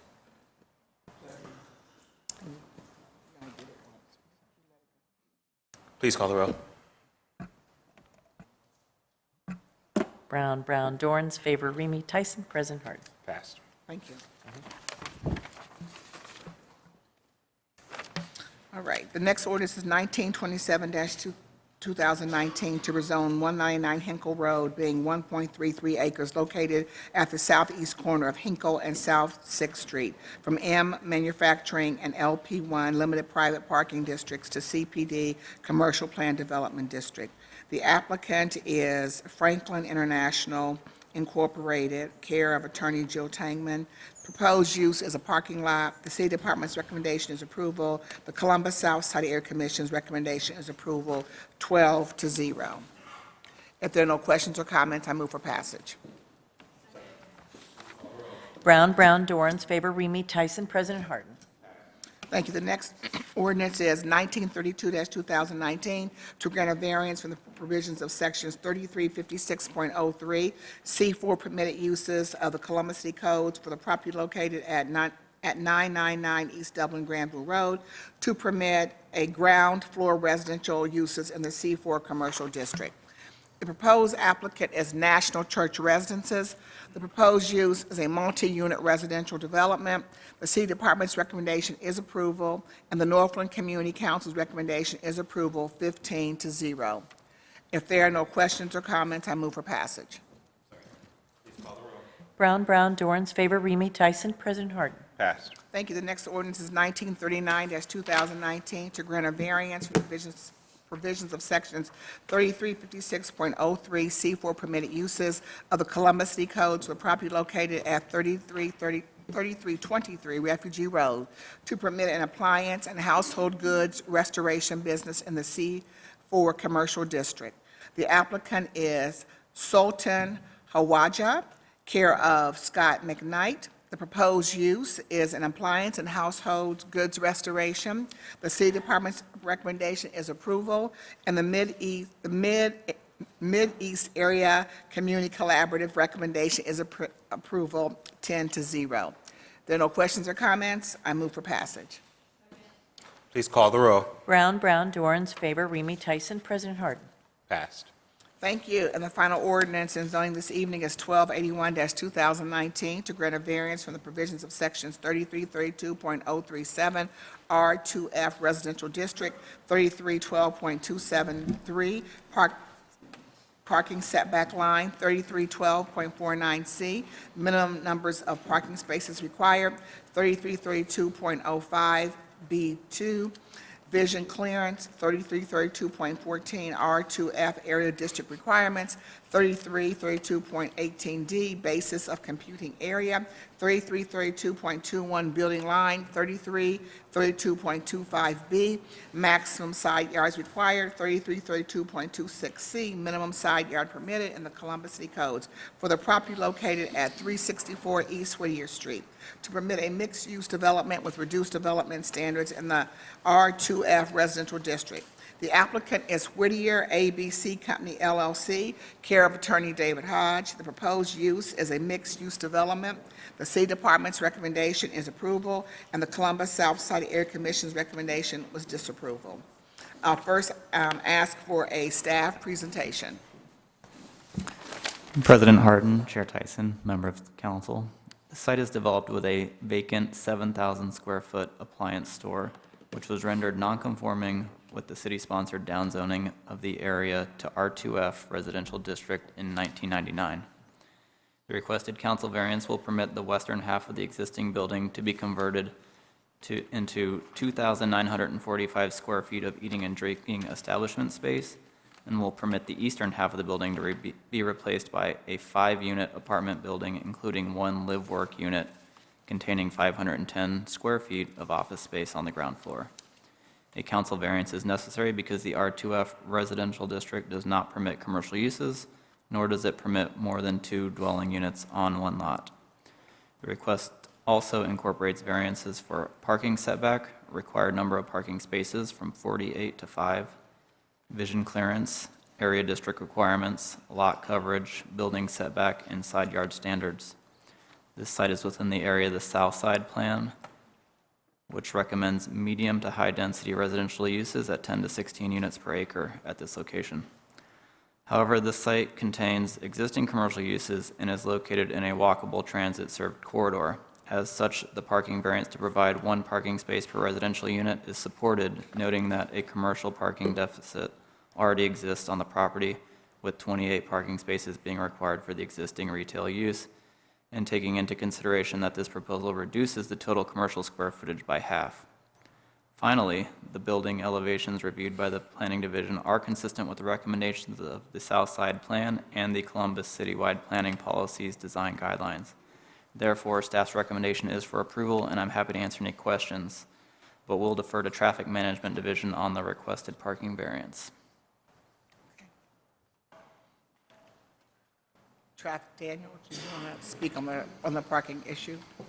Yes, Councilmember Tyson, excuse me. Yes, Councilmember Tyson, to speak on the parking variance request that is before you all this evening. The Department of Public Service has reviewed that request, and there was a couple different items that should be noted on that. One aspect of it was the requirement to provide one parking space per dwelling unit. That was a request of the department, and that was complied with by the applicant. The existing commercial use was a piece of that was part of our consideration, as well as the small area of the commercial area of the restaurant. That was also a factor in our determination of that. And also the fourth piece on that was the recent strategic parking plan that had collected data in this neighborhood, and which had provided input to our department related to the parking occupancies along Whittier Street and in the blocks surrounding that neighborhood. And in looking at that data, our department was comfortable with the parking variance requested, that it would not unduly burden those public streets. Right. All right. All right. Thank you, Daniel. And now are there any questions for the staff? I'm now going to ask for a presentation from the applicant, Attorney David Hodge.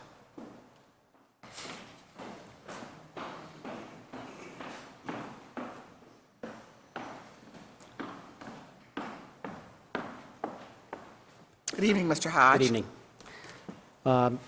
President Hardin, Chair Tyson, members of council, my name is David Hodge. I'm an attorney with the law firm Underhill and Hodge, here this evening on behalf of the applicant and property owner, Whittier ABC LLC. I am grateful for the opportunity to present this legislation before you this evening. What is this legislation? This allows a vacant, derelict foreclosure property to be returned back to an appropriate, productive use. If approved, what will be the result? This will accommodate the return of the property to a functioning, contributing development with a mix of uses. 2,945 square feet of commercial space returned to reflect the spirit of its original historical aesthetic, a live-work unit, and 4 small apartments. Is this mix of uses appropriate on this property and in this neighborhood? The answer to that question is yes. Whittier has always been, since it first developed, a mixed-use corridor from Front to Parsons. There exists a mix of uses along Whittier. There's single-family residential, there's multifamily, there are 2 families, and there are commercial of all types. Some of the commercial along Whittier Street: the old Praxair, which recently redeveloped; Planks on High, Madison and Rosin Law Firm, a chocolatier, ice cream shops, the Brown Bag Deli, Colander Cleaners, Big Bear, which is now Giant Eagle, Barcelona, Jack's Hair, the Hey Hey, Skillet, Village Coney, the U.S. Post Office, among many, many others.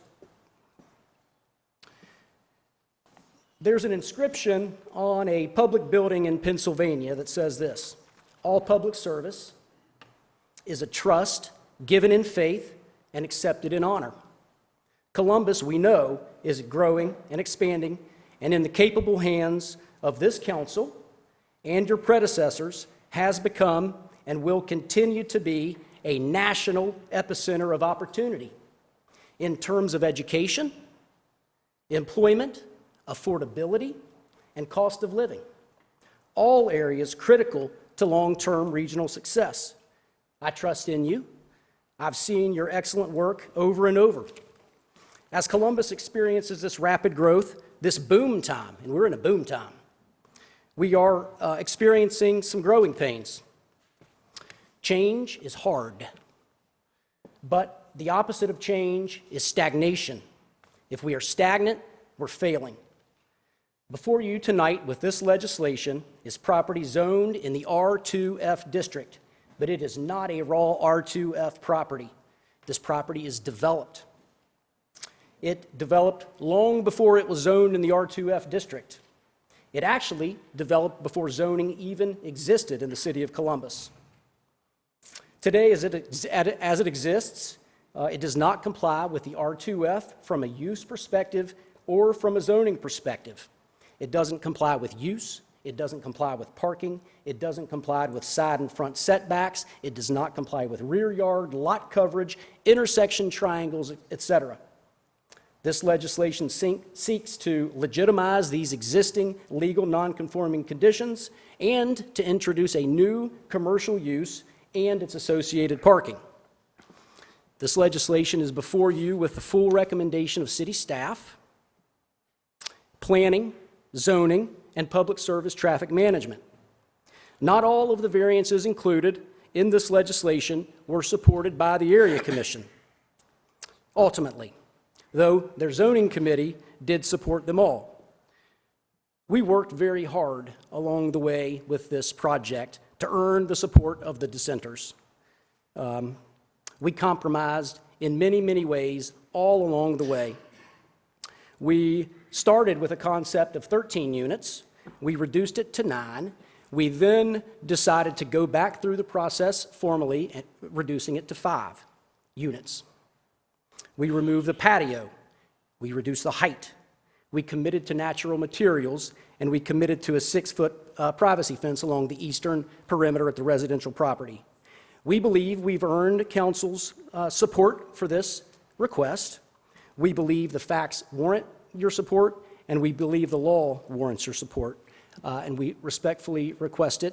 I will do my best to answer any questions that members of council have. There are, the architect, among others, are here if there are any questions that I'm not able to answer and is best suited for them, but I do appreciate the opportunity to present this to you this evening. Are there any questions from the staff for Attorney Hodge? Councilmember Favor. Thank you, Attorney Hodge. I've had an opportunity to meet with individuals in the community on both sides of the fence here. And one thing that came over and over again was that the project does not necessarily fit the aesthetic of the community already there and the effect that it has a more modern look to it. Could you address that? Sure, and I'm going to address that by recalling what the project architect had to say. It's JBAD, Jonathan Barnes Architecture and Design, and this came up at one of our community meetings. Mr. Barnes said when the question was asked of him that the Department of Interior in historic neighborhoods like this, their guidelines suggest that new development should distinguish itself from the historic aesthetic of a neighborhood. So you don't go in and try to mimic the historic aesthetic. You let it be known in terms of the way it appears that this is new and this is different and not part of the original development of the neighborhood. So that's why the aesthetic in part is the way it is. Sure. Any other questions? All right, seeing now we have a number of speakers, and then Mr. Hodge, you will be coming back up and sharing comments once we've heard from the speakers. Thank you. The first speaker is Mr. William Robbins.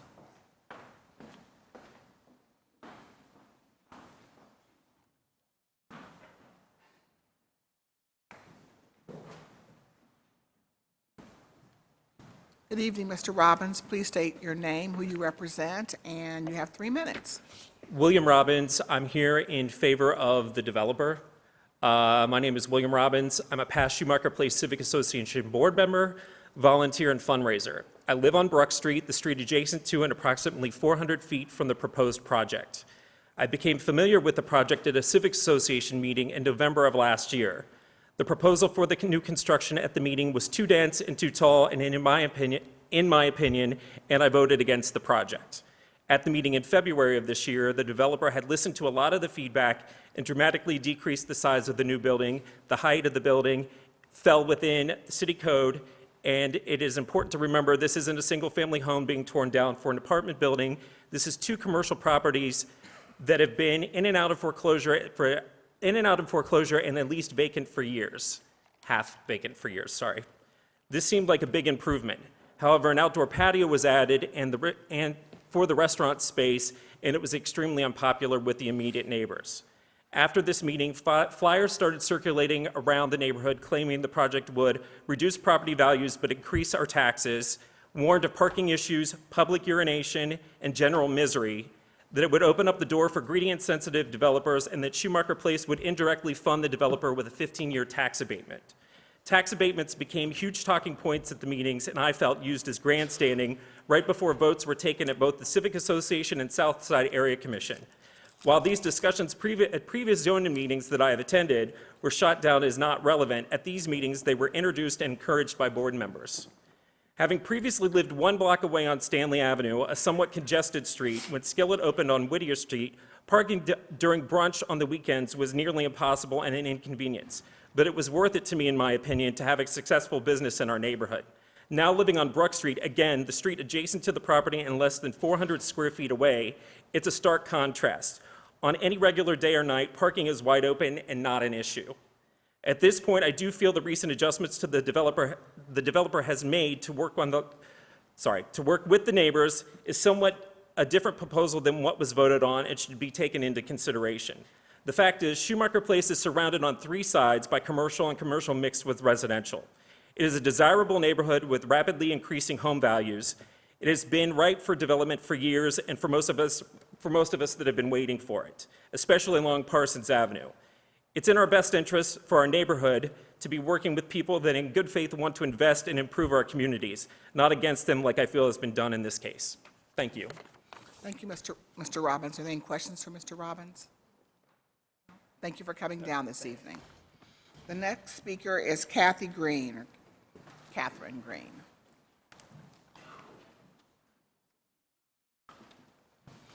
Then please state your name and who you represent.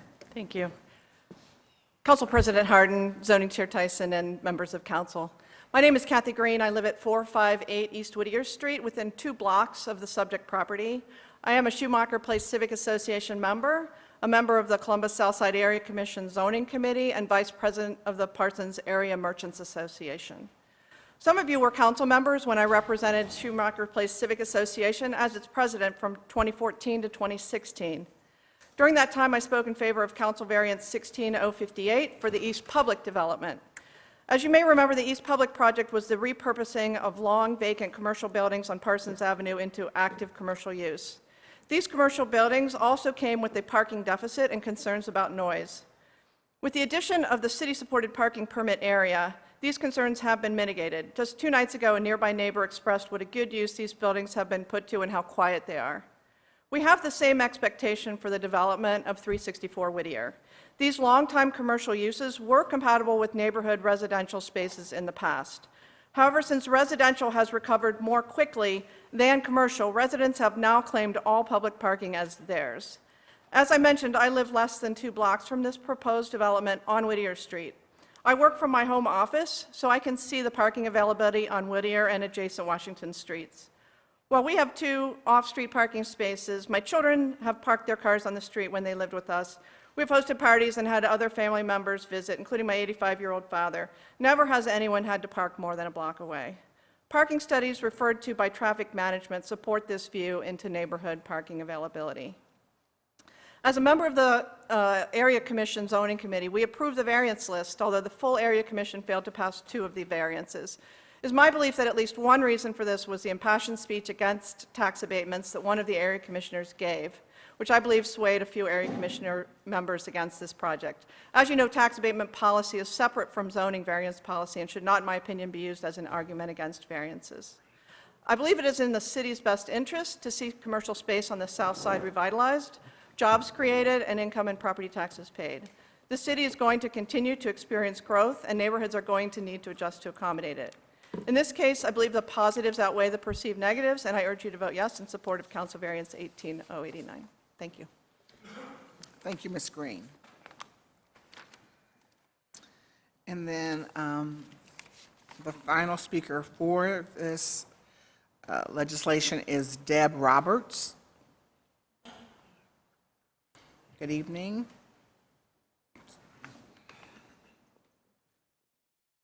Just please state your name. You have 3 minutes, Ms. Roberts. Good evening, President Hardin, council members. Thank you for having me here. Deb Roberts. I'm a Southside activist, business owner, and I'm also on the Parsons Area Merchant Association. And I just want to mention that the developer has been highly involved in neighborhood events, activities, cleanups. He's now on the PAMA board, and he is redeveloping an office space on the other side of the neighborhood, south side. So I think he's not going to be an absentee landlord. But, so this was posted on the Schumacher Place Facebook account. Some positive comments about why people think that it should be allowed. So I'll just read through this until I run out of time. Wonderful new addition to the neighborhood. Makes the neighborhood more walkable. Virtually every restaurant and bar in German Village and surrounding neighborhoods have limited parking, and they do just fine. South Village Grill, Mohawk, Lindy's, Parsons Brewing, Commune, et cetera, et cetera. As our city grows, we need to think beyond parking spaces if that's the only factor. I'm so excited to have another local spot we can walk to. Approve, approve. Can't wait to see this dump renovated and turned into a vibrant and cool place that will greatly improve the area. And let's not forget the jobs, tax revenue, et cetera, that it will produce. We live 2 blocks from this eyesore for 20 years now. We welcome the investment into our neighborhood. Living 1 block north of Skillet and Village Coney, we are not negatively impacted by the increase of vehicles into the neighborhood. It's sad that our neighborhood will allow this blank property sit vacant instead of welcoming good evolution and new life into this street. 100% go for it. A new restaurant, off-street parking, and housing options will do nothing but increase property value and provide some needed vitality into a rundown eyesore.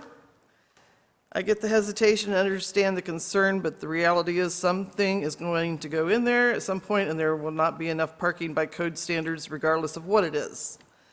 I absolutely see the benefits and positives of the project outweighing congestion. This project is an excellent example of the exact kind of quality throughout development that neighborhoods like Schumacher needs, redeveloping a community eyesore into something useful as a community gathering space is welcome and appreciated. I look forward to seeing this project come to fruition. As a property owner in the area, I'm excited to see the local eyesore renovated, restored, and adapted to value to the community. I really like this project. I hope it's approved. Love to see unused spaces in this, like this, get repurposed, I can't wait to see how great this will be. I love the transformation and revitalization of the neighborhood, and it's great to see a local developer who cares about the community. This is a massive improvement for the neighborhood. I hope it gets approved. Thank you. Thank you, Ms. Roberts.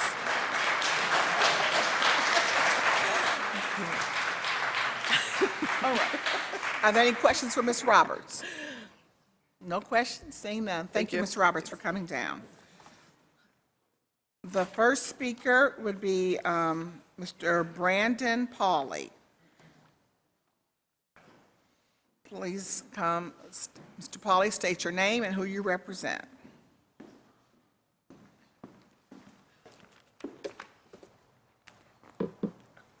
President Hardin, Chair Tyson, Council. My name's Brandon Pauley. I'm an attorney with the law firm Brennan, Manna, Diamond, and I represent the residents of 374 and 382 Whittier Street. I also represent the residents of 893, 894, and 898 Bruck Street. I am here on behalf of these residents in opposition to Ordinance 1281-2019. I guess I'd like to start by saying the impacted community has spoken. The Southside Area Commission voted no. And it was not an improper vote based on improper commentary by a certain member, but there was due consideration to the issues that were presented in front of them. This was not a blanket denial of every single variance that was proposed that evening. What it did was it considered the change in use to that property, and it considered the parking issues that is going to face this community, and it voted no on those two key variances. It was not an improper vote, it was not improperly based, but it was their community speaking as a function of the association that is set up to inform council about the impact on the community. As we go smaller to the neighborhood association, same thing. The Schumacher Place Civic Association voted no. It was not unanimous, but there was due consideration for the variances that were presented in front of them. Let's go even smaller, to the residents that I represent, that are directly to the east and to the north of the subject property that's up for this application. These residents employed an attorney spending their money to empower their voice in front of this council. Now, I previously submitted a letter that goes through legalese boring nuance about some of our position. But what I'm here to speak to you about is, do we want to set the standard in this city that the area commissions don't matter, that the neighborhood associations don't matter, and most importantly, that the residents don't matter? There have been votes, there has been consideration to inform you, the council members, of the impacts of this development. And it is not just an anti-commercialization, okay? This issue is about a bar being set in the midst of residents, having their backyard impacted. Now, to quickly speak about compromise, the applicant spoke about the removal of a patio and the addition of a privacy fence. The residents did not have a final review of the site plan that was submitted here for vote today. I do not believe that there has been an adequate opportunity for there to be real compromise and real resolution. That patio is replaced by a garage with three huge garage doors. You do have to wrap up. It's your time is up. My final point is, if we are seeking compromise, a garage with three huge garage doors, as you see on many bars, as you go down High Street, as you go down 4th, those are going to open and effectively present a patio which is no compromise. Thank you, Council. Thank you. Do you have any questions? Any questions for Mr. Pauly? Anyone? Seeing none. Thank you. Thank you. All right. So a few minutes ago, people clapped for when it was, people who were for it, and we didn't really say anything. Now that we've had someone who's been opposed, and now you've clapped. But in terms of the decorum of this body, we don't clap. So now that we've had both, we need to no more clapping. Okay? Thank you. Our next speaker would be Ms. Brenda Jessel.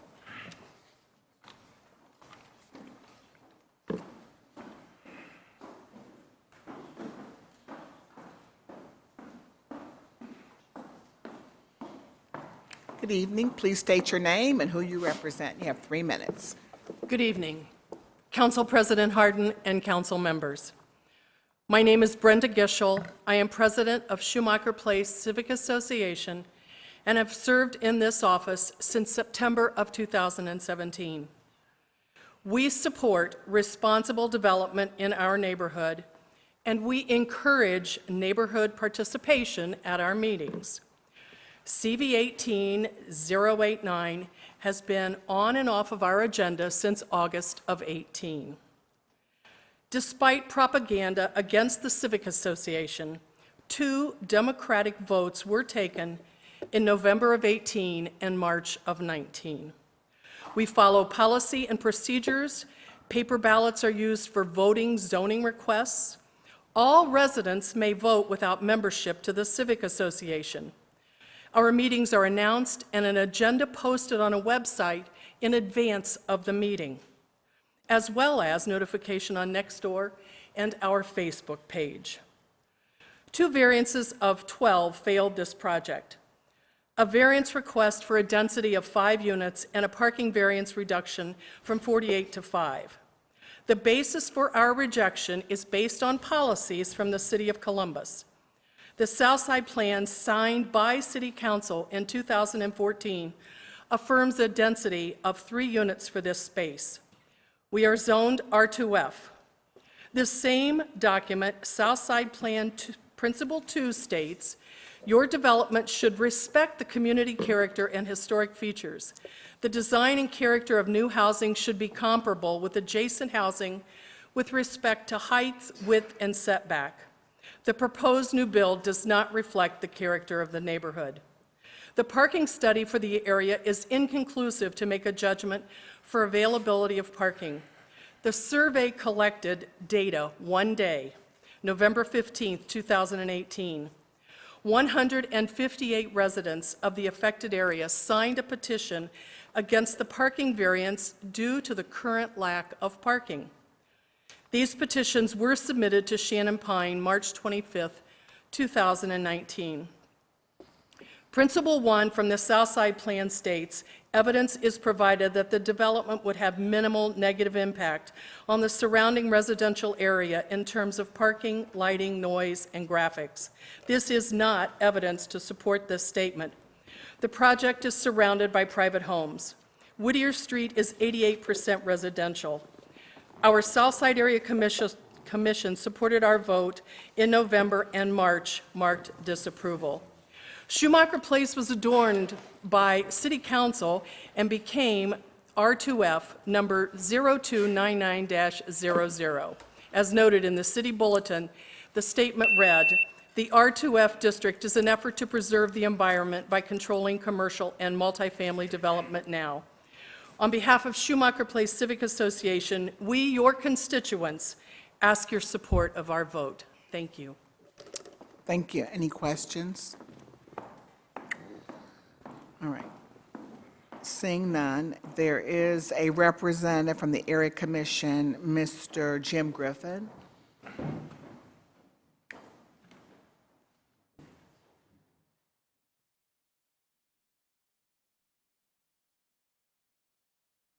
Good evening, President Griffin. Good evening, Chair Tyson. President Hardin, members of Columbus City Council. My name is Jim Griffin. I am the chair of the Columbus Southside Area Commission. We, as a commission, on March 26th of this year, voted on 10 variance requests from the property owner. Of those 10, we voted against 2 of them, 3332.037, which is, as you all know, is the R2F permitted use. And they wanted the variance to permit commercial and/or apartment house uses. The second variance that we voted against was 3312.49C, which is the minimum number of parking spaces required for this property. I will state that as a commission, we did support 8 of the 10 variances on March 26th. So that is my report. Any questions?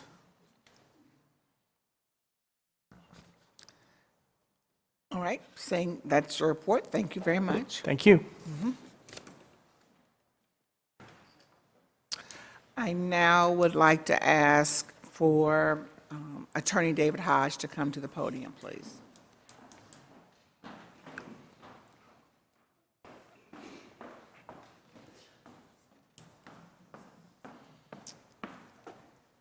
Mr. Hodge, certainly you've heard the testimony this evening for and against, and can you please share any additional comments based upon the testimony? Sure, and I will be reasonably brief. There was some discussion about the immediate neighborhood and what is in this immediate area, and we've discussed that a little bit already tonight, but I want to reiterate to the members of council that all 4 corners of this intersection of Whittier and Bruck are commercially developed. The subject property is a vacant, derelict, foreclosed commercial property. Across the street is the Hey Hey. Caddy Corner is an antique shop, and across Bruck is a hair salon. There's been quite a bit of discussion about parking, and I know that the city relies upon the capable people in the Public Service Department, Division of Traffic Management, as well as its own independent studies and the conclusions reached by that study. But one of the things that seems to always fail to get across is the fact that the property is developed today with vacant retail use, which has a certain parking requirement to it. There are 0 surface parking spaces on the lot today. So if this were fully occupied with a legal non-conforming retail use, it would have a parking requirement of something like 38. There are 0 there. So while on paper it appears as though this parking reduction is 48 to 5, it's really 10 or 12 to 5. And so you heard from Mrs. Green, who lives to the east. You heard from Mr. Robbins, who lives on Bruck. You heard from others that there is ample available parking on the street, both along Whittier and throughout the neighborhood. Obviously, this process has been a difficult one. It's been difficult for me. It's been difficult for my client. It's been difficult from the folks on the Schumacher Place Civic Association, as well as the folks on the Columbus Southside Area Commission. That does not mean that, at least from our perspective, that we haven't worked in earnest to try to work with folks and to try to compromise on the project, as I discussed previously. You know, as I've said, I've been living this for some time and could probably ramble on about the merits of this forever, but I'll most likely leave it at that. I do want to say that Mr. Pauly submitted in writing a letter to the council this afternoon, dated today. I object to the inclusion of that information in the record. If Mr. Pauly's letter is going to be included in the record, I have a comparable letter that I will set here on council's dais, and I'm perfectly comfortable with. His is accepted, mine can be accepted too. All right. Thank you, Attorney Hodge. Are there any questions for Mr. Hodge? Councilor Mitchell Brown. Mr. Hodge, you made reference to the word compromise. Yes, sir. Give us again a understanding from the beginning to where you stand right now with regards to working with the members of the community. May I, Mr. Brown, grab a couple of exhibits that I have back here to walk through that? That'd be fine.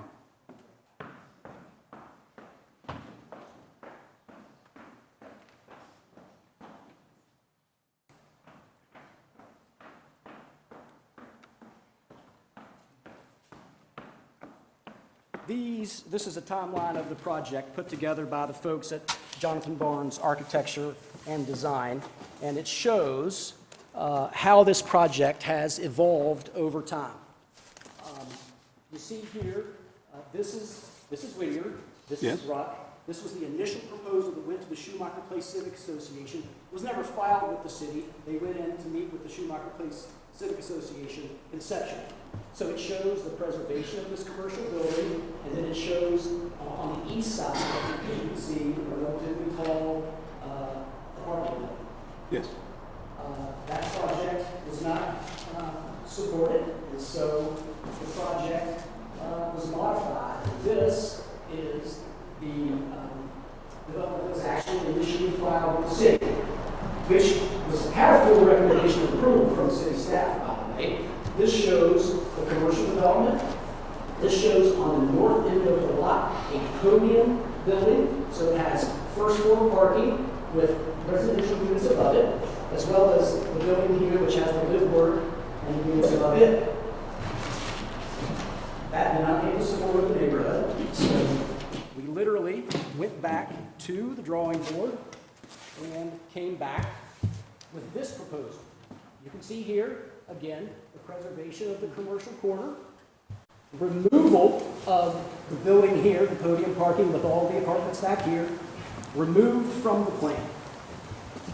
We then introduced an outdoor patio similar to Barcelona and other patios throughout the neighborhood here, with the live work and the 4 units here. That's what formally went through the process. We then, in an attempt to work with Mr. Pauly and his clients, changed the project again. It was characterized in some of the correspondence from Mr. Pauly that Among the major concerns with the revised proposal was the outdoor patio, and what does that mean in terms of residential owners here, in terms of smoke and noise and drinking in the backyard, et cetera. So we got rid of the patio. We totally got rid of the patio. So this again shows the corner commercial. There's an existing garage on the back, the live work, the 4 units above, and that's the proposal that's here this evening. So those are the 4 iterations of the project that we have gone through in an effort to arrive at council. I always try to earn neighborhood support. I worked my fanny off here to get it. Unfortunately, it didn't, but it's not for a lack of trying, Mr. Brown. Thank you.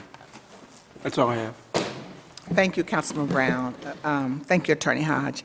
I just want to make some comments. Certainly, since this was brought, this zoning was brought to my attention, I have met with Mr. Hodge. I have met with I also have met with the Area Commission, because again, the Area Commission is the body that would vote on this matter. However, the way that this commission works is that the Civic Association gets to vote on a zoning ordinance. They get to vote, and that doesn't happen with every other area commission, but in this particular case, they do. So I have had the opportunity to meet with the Civic Association. I've met with and had conversations with the Area Commission. I've met with the Civic Association and the Area Commission together, and certainly I've had conversations with Mr. Hodge regarding this. I also committed when the major issues, when I had the meeting with the Joint Civic Association, Area Commission, was that the issue of parking.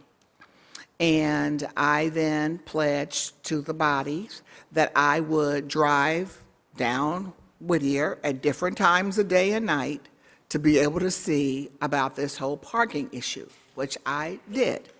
And certainly, there are times where you have more cars than others, but there's certainly on the side streets and streets there's parking.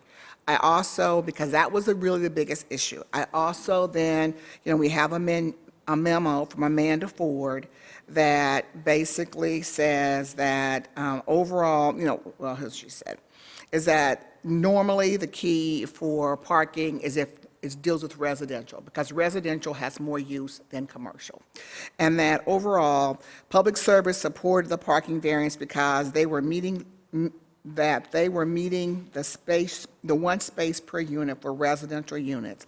That was key because residents tend to have more significant impact on neighborhoods because they need long-term parking and do not create a significant amount of turnover. We didn't feel the bar/restaurant would have a significant impact due to size. The space is less than 3,000 square feet, and by the time you add the kitchen, faculty, storage, and restrooms, that eats up a lot of space. Overall, based on the occupancy counts and the size of this project, we didn't feel it would have a significant impact on the area. And of course, they did a study that on the south side from morning, midday, and evening, and they basically are saying that they were not challenged with space. So we did that part of the research.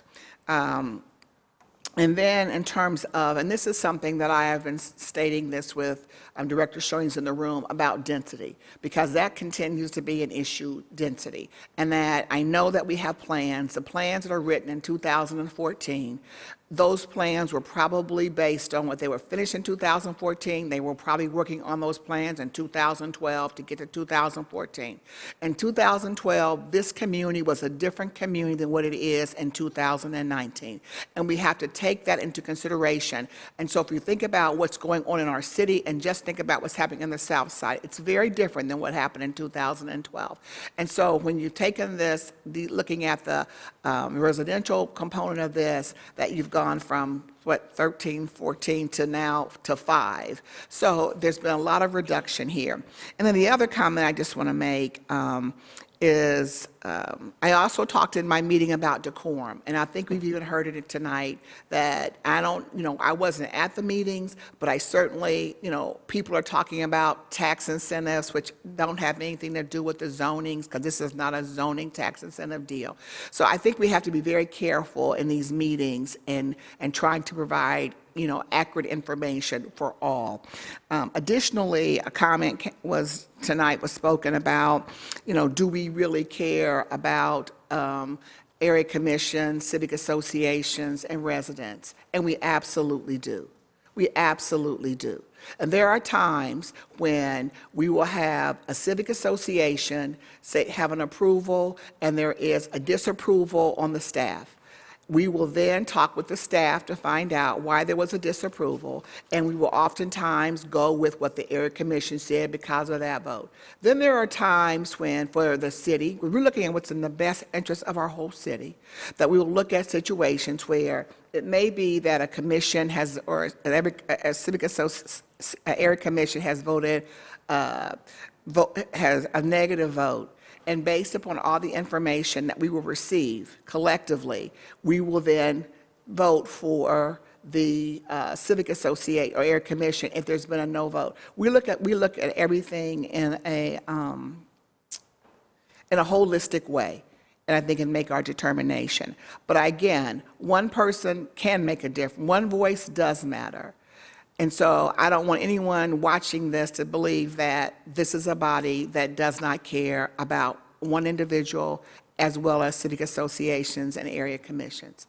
And I would just say, based upon all the work that has been done, and I personally have spent a lot of time having conversations with the residents as well as with the leaders of a civic association, the area commission, that based upon the work that has been done, it is my opinion and my thought that I would be in support of this legislation this evening.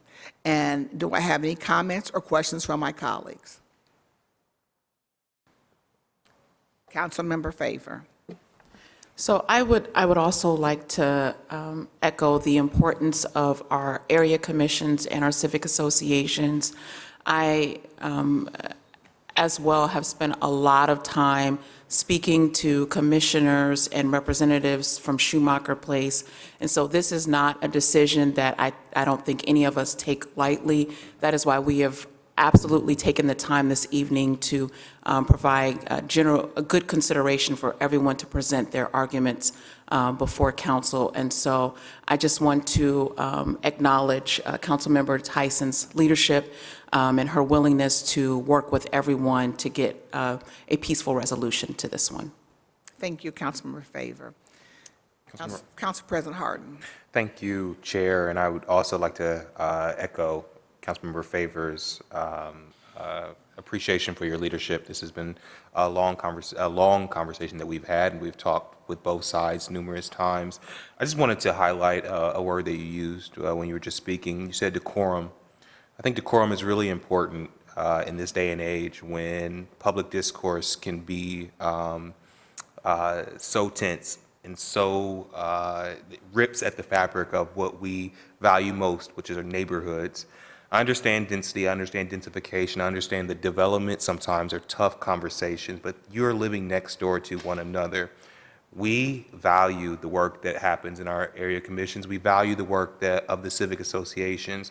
We value you guys being neighbors and being representatives. We listen, we engage. But what we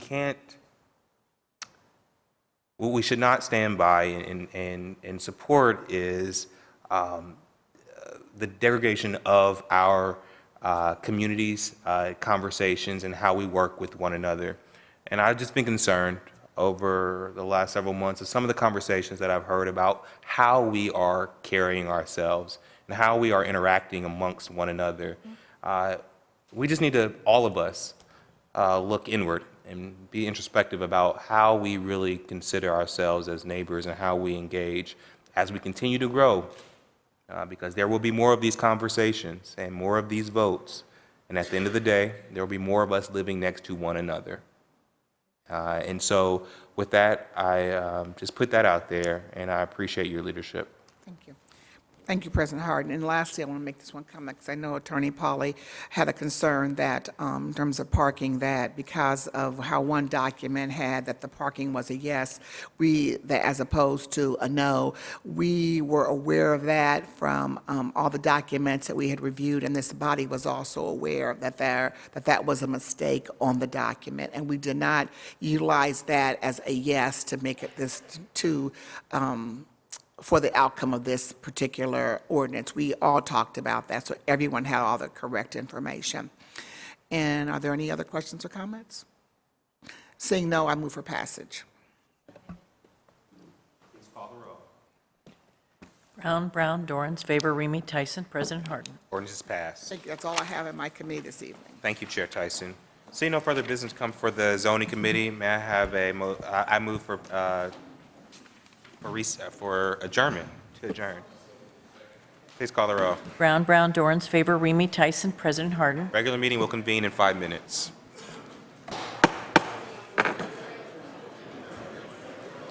I move to reconvene regular meeting number 38. Is there a second? Clerk, please call the roll. Brown, Dorans, favor, Remy, Tyson, President Hardin. We will go back to the Development Committee, and Councilman Remy chairs. Councilman, the floor is yours. Thank you very much, President Hardin. Tonight I have ordinance number 1614, 2019, to authorize the Director of Department of Development to enter into a Columbus Downtown Office Incentive Agreement with Adept Marketing Outsourced LLC. Adept Marketing is proposing to invest a total project cost of approximately $150,000, which includes $100,000 in leasehold improvements and $50,000 in furniture and fixtures, to expand its corporate headquarters in the newly constructed commercial office facility at the redeveloped White Castle site. The company proposes to enter into a new lease agreement on an office space consisting of approximately 12,000 square feet at 555 Edgar Waldo Way, Columbus, to accommodate its increased sales growth and consumer demands. Additionally, Adept Marketing will create 35 net new full-time permanent positions with an annual payroll of approximately $2,100,000 and retain 30 full-time positions with an annual payroll of approximately $2,734,990 at the proposed project site. Are there any questions or comments from my colleagues? Seeing none, I move for passage. Please call the roll. Brown, Dorans, favor, Remy, Tyson, President Hardin. Passed. Next, I have ordinance number 1615, 2019, to authorize the Director of Department of Development to enter into an enterprise zone agreement with Montwards LLC for a tax abatement of 75% for a period of 10 consecutive years in consideration of a total proposed capital investment of approximately $12 million and the creation of 4 net new full-time permanent positions with an estimated annual payroll of approximately $124,800. Montwards LLC is proposing to invest a total project cost of approximately $12 million in real property improvements to construct a speculative distribution and office warehouse facility consisting of approximately 300 square feet located on approximately 17+ acres of undeveloped land located at 525 North Nelson Road. The developer anticipates that the project or the proposed project will lead to the relocation of an unknown number of positions from within the city of Columbus and the creation of 4 net new full-time positions with an estimated annual payroll of approximately $124,800. Are there any questions or comments from my colleagues? Seeing none, I move for passage. Please call the roll. Brown, Dorans, favor, Remy, Tyson, President Hardin. Passed. Next, I have ordinance 1651, 2019, to authorize the Director of Department of Development to enter into an enterprise zone agreement with Montwards LLC for a tax abatement of 75% for a period of 10 consecutive years in consideration of a total proposed capital investment of approximately $1,500,000 and the creation of 4 net new full-time positions with an estimated annual payroll of approximately $124,800. Are there any questions or comments from my colleagues? Seeing none, I move for passage. Please call the roll. Brown, Dorans, favor, Remy, Tyson, President Hardin. Passed. Next is ordinance number 1700, 2019, to authorize the Director of Department of Development to enter into a downtown office incentive agreement with Everstream Solutions, LLC. Everstream Solutions provides fiber-based Ethernet, internet, and data center solutions to businesses throughout Northeast Ohio. It also offers cloud backup and recovery, dark fiber wave, and engineering and construction services. Everstream Solutions is proposing to invest a total project cost of approximately $100,000, which includes $50,000 in leasehold improvements and $50,000 in furniture and fixtures, to establish a new help desk service operations center. The company proposes to enter into this new lease agreement on a vacant office space that consists of approximately 7,390 square feet located at 240 North 5th Street in Columbus within the Central Business District. Additionally, Everstream Solutions will create 40 net new full-time jobs, permanent positions with an estimated annual payroll of approximately $3 million at the proposed site. Are there any questions or comments from my colleagues? Seeing none, I move for passage. Please call the row. Brown, Dorans, favor, Remy Tyson, President Hardin.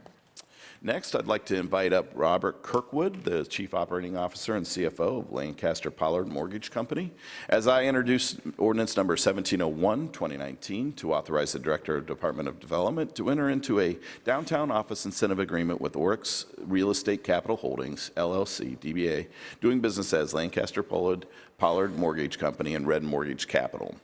Lancaster Pollard, established in 1988, is an underwriter of fixed income securities with a focus on serving the health and long-term care sectors. The firm has grown into a full-service financial institution for healthcare and senior living facilities. Red Mortgage Capital Group provides financial services in the multifamily, affordable, and seniors housing and healthcare markets. Oryx is proposing to invest a total project cost of approximately $200,000 in standalone computers to expand its regional office in the Central Business District. The company is proposing to reconfigure its existing office space of approximately 68,874 square feet, located at 10 West Broad Street, to accommodate the company's increased sales growth and continued investment in senior housing, healthcare, market rate, multifamily, and affordable housing. Additionally, Oryx proposes to create 62 net new full-time permanent positions with an annual payroll of approximately $6,100,000 and retain 187 full-time positions with an annual payroll of approximately $18,106,732 at the proposed project site. Mr. Kirkwood, I will turn the floor over to you. President Hardin, council members, good evening. Thank you for the opportunity to speak with you today. My name is Bob Kirkwood. I'm the Chief Operating Officer and Chief Financial Officer of Oryx Real Estate Capital. I'm a graduate of The Ohio State University and a lifelong resident of Columbus. Oryx Real Estate Capital was formed on January 1 this year to bring together two Columbus-based firms, Red Capital Group and Lancaster Pollard. As Mr. Ramey stated, Oryx Real Estate Capital is a provider of specialized capital solutions for the multifamily, affordable housing, seniors housing, and healthcare real estate.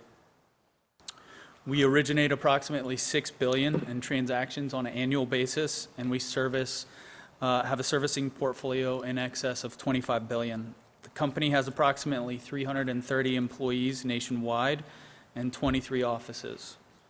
Oryx is a subsidiary of Oryx Corporation USA, a U.S. subsidiary of Oryx Corporation, a publicly traded Tokyo-based international financial services company. Oryx is excited to combine and to grow its downtown Columbus presence. Our evaluation included Columbus as well as Dallas, Texas, and these incentives are a critical component of our decision-making process. We will be expanding our operations at 10 West Broad Street and look forward to moving forward once we have the city's approval.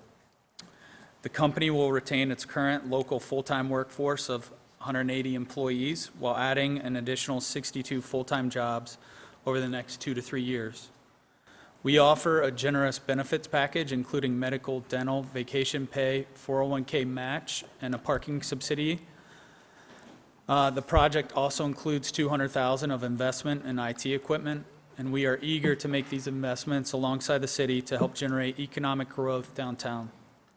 This project will increase our downtown workforce by nearly 35%. Oryx would like to thank the council for your consideration and your support for this important incentive.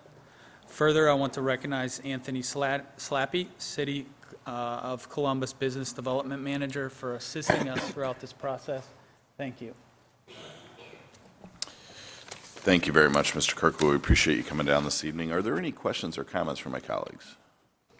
Seeing none, I move for passage. Please call the row. Brown, Dorans, favor, Remy Tyson, President Hardin. Passed. Thank you very much. My next ordinance is ordinance number 1731, 2019, to authorize the Director of Director of the Department of Development to enter into an enterprise zone agreement with Pinchel and Company LLC for a tax abatement of 75% for a period of 10 consecutive years in consideration of a total proposed capital investment of approximately $10,190,000 and the creation of 4 net new full-time permanent positions with an estimated annual salary of approximately $124,800.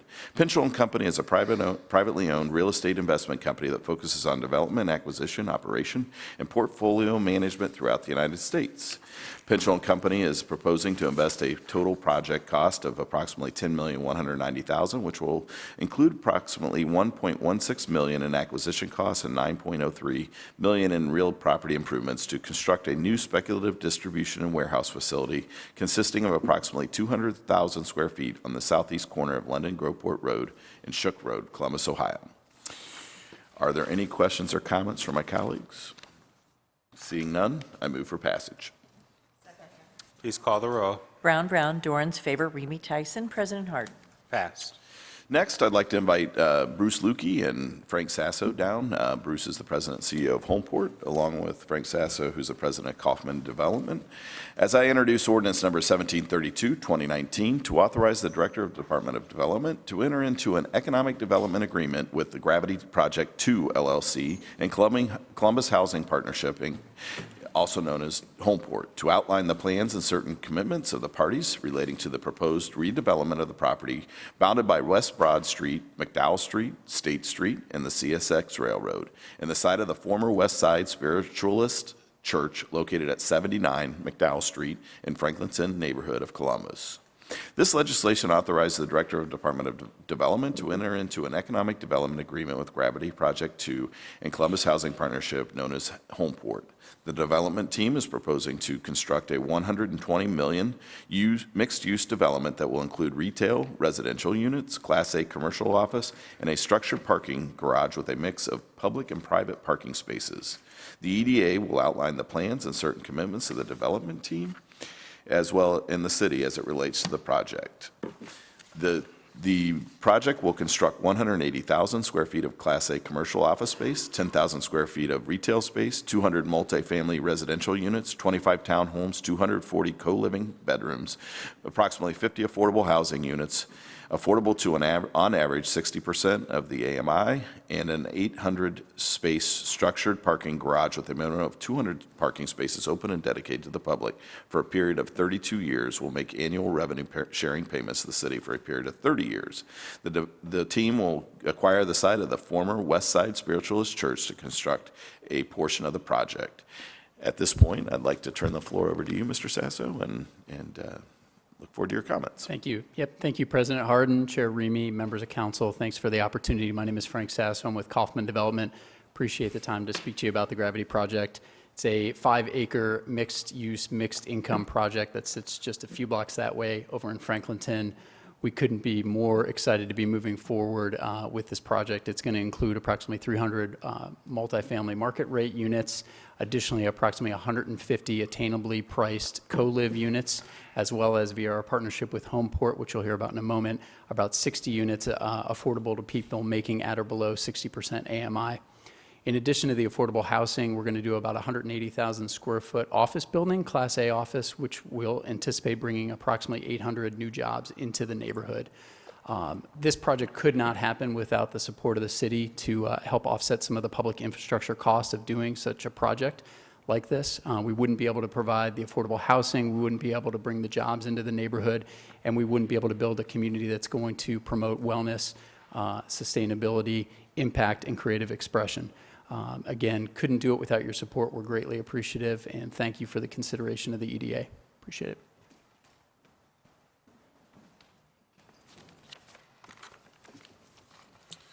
Good evening, and thank you, President Hardin, Chair Remy, and council members. My name is Bruce Lukey. I'm the president and CEO of Homeport. We're a 32-year-old nonprofit affordable housing development organization. On behalf of Homeport, its current 6,200 residents and our future residents, I'd like to thank the City Council for its consideration of this economic development agreement between the City of Columbus, Gravity Project 2 LLC, and Homeport. As you know, Columbus and our suburbs are slated to grow by 1 million or more residents over the next 30 years, stressing a community already struggling to meet the affordable needs of the workers. But much is being done. In May, voters approved a $1 billion bond issue with $50 million for affordable housing. A $100 million housing action fund with quick strike capacity is being established to protect existing affordable housing. But much more is being needed to meet the needs of the working class individuals, an important part of our community. So it's why I'm here tonight to encourage you to approve this creative economic development agreement, and it's a unique mix of the private, public, and nonprofit sectors. Though final approvals and financing are pending, Homeport is proposing to develop a multifamily residence on the corner of McDowell and State Streets with approximately 50 1-, 2-, and 3-bedroom units. These units will be available only to individuals and families who have incomes on average of no more than 60% of the area median income. Residents of our proposed community will have committed parking spaces in the 800-space structured parking garage planned as part of the Gravity 2 project, and will have convenient access to the planned Gravity 2 amenities. As noted in the legislation, this unique partnership between Gravity 2 and Homeport will be a signature project for the Franklinton neighborhood. Homeport strongly believes that the partnership is a creative and a unique model for the city of Columbus as it expands the amount of new affordable housing in the neighborhood as part of a broader mixed use and mixed income community. Additionally, leveraging necessary amenities such as parking makes good economic sense for all those involved. Homeport has appreciated the opportunity to work with the East Franklinton Review Board and the Franklin community and looks forward to additional discussions to ensure that the development balances the needs of the residents it plans to serve with the unique culture of the Franklinton neighborhood. We'd also like to acknowledge that the location has historical concerns. We will work diligently to capture elements of the history within the new development. So thank you for your consideration of this legislation. We look forward to ensuring that the Franklinton neighborhood continues to have safe and affordable housing for its families. Thank you. Thank you very much. I've got a question for both of you. Certainly excited to see this mixed income project come before us. You know, we've been talking about this as a priority for us to provide affordable housing throughout the city of Columbus, and also to do so in a way that, you know, they get to share in the amenities of not just affordable housing projects, but of all the things that this project brings. So, Mr. Lukey, talk a little bit about the shared amenities. So, you know, the people that live in your housing portion of it are going to have the access to all the amenities of the Gravity 2 project. Is that correct? Yeah, if you don't mind, I might turn that over to Frank because they're the ones developing the amenities, and then I can. Sure. Sure, and Bruce certainly is the expert on tax credit and affordable projects, but our understanding is generally in that context, you can't do urban, you can't do structured parking, and you can't do the kind of amenity package that our residents get to enjoy at sort of the higher end of the market. So we're thrilled about the opportunity to partner up with the support of the city on some of the public infrastructure to be able to do something that we think is pretty unique nationwide, to be able to bring in a 60% AMI project and be able to have access to the outdoor spaces, the amenities, the fitness, the programming. We're doing almost 7 days a week programming at our Gravity Phase 1 project that's open to the neighborhood, and we want to expand that with Phase 2. Very exciting. There's also the question, co-living. It's a little bit new to the area, so could you expound on that a little bit? Sure. So the concept is a relatively simple concept, with the idea being, you know, we see this today in some of our projects. We have residents that travel for work. We have residents who are artists, who are independent contractors, and frankly, live in the neighborhood. They live in the community in our city.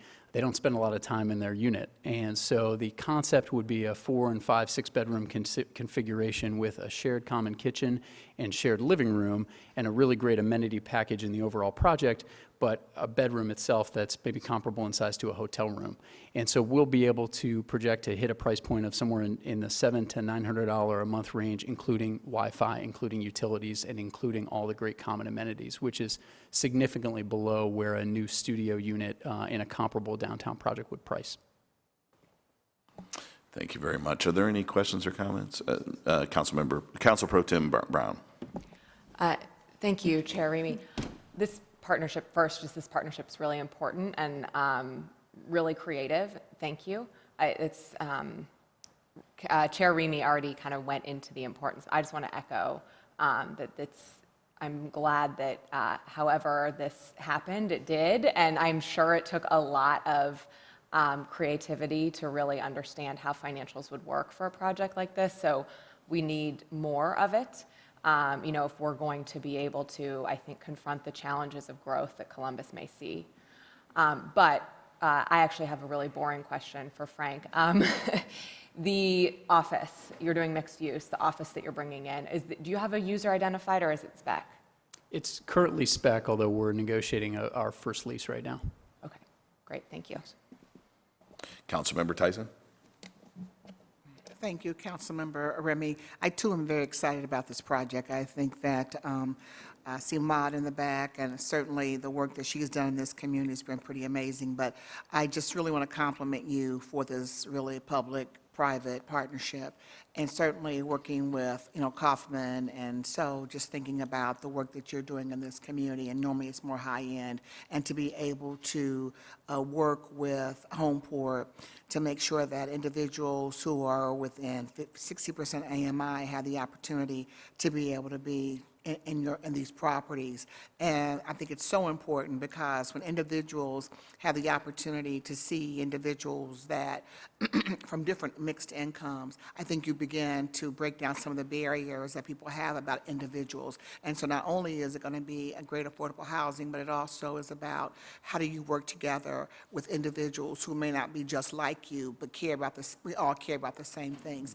And so I appreciate this great partnership in ensuring that, when I talked about civility earlier, we talk about what's going on in our country, that you begin to, again, it's so important to break down these barriers and be able to help everyone live their best quality of life. And that's what I see happening here. Congratulations on this partnership and look forward to many more. Thank you. Thank you. Any other questions or comments? Thank you so much for both of you for coming down. We do have one speaker on this ordinance this evening, Becky West. Please come to the podium, state your name, any organization you represent, and you have 3 minutes.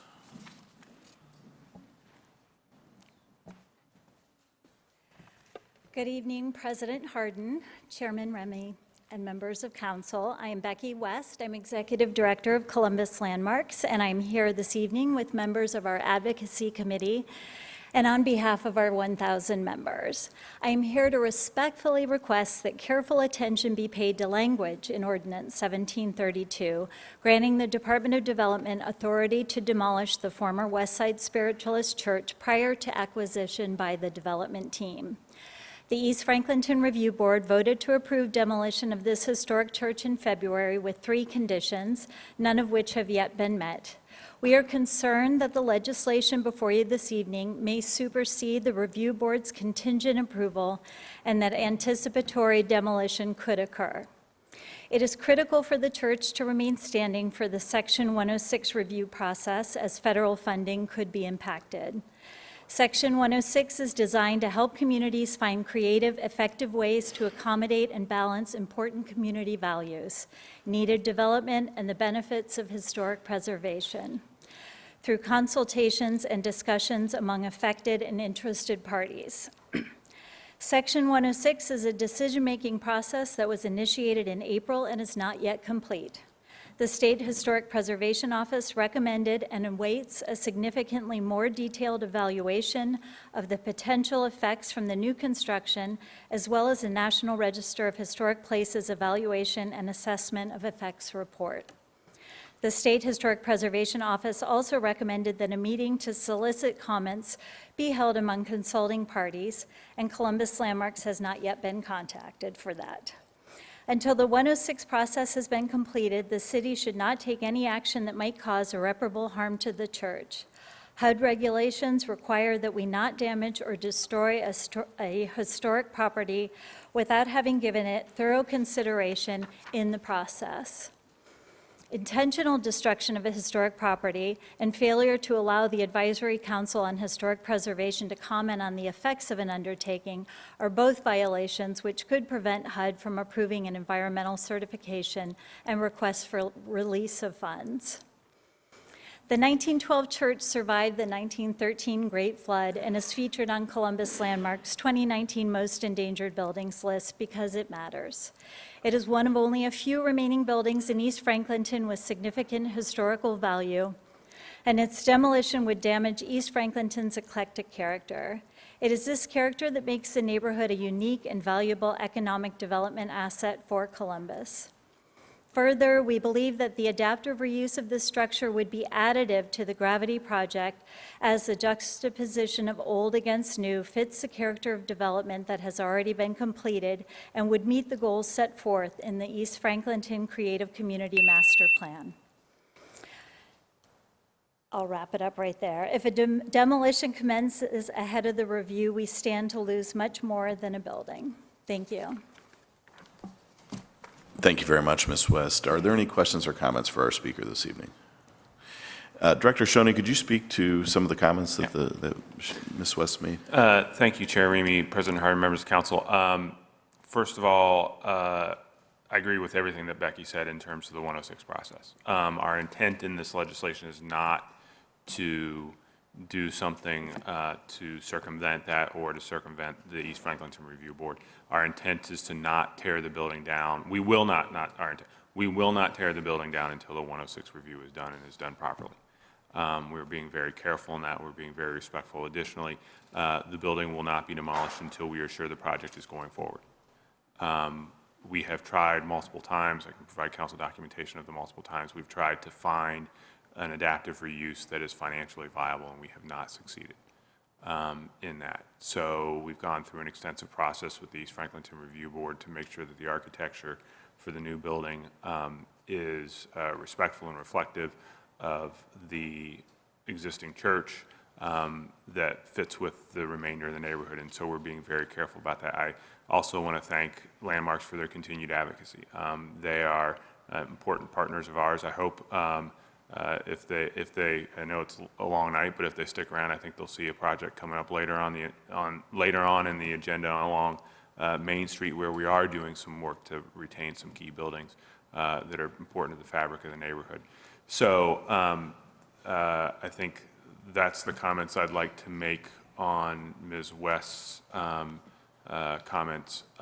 Any questions on that? And I do have a couple other comments I'd like to make with your indulgence. Sure. Councilmember Brown. Director Shannen, do you have a timeline with regards to that circumstance? I mean, are we talking 3 months? Are we talking 6 months?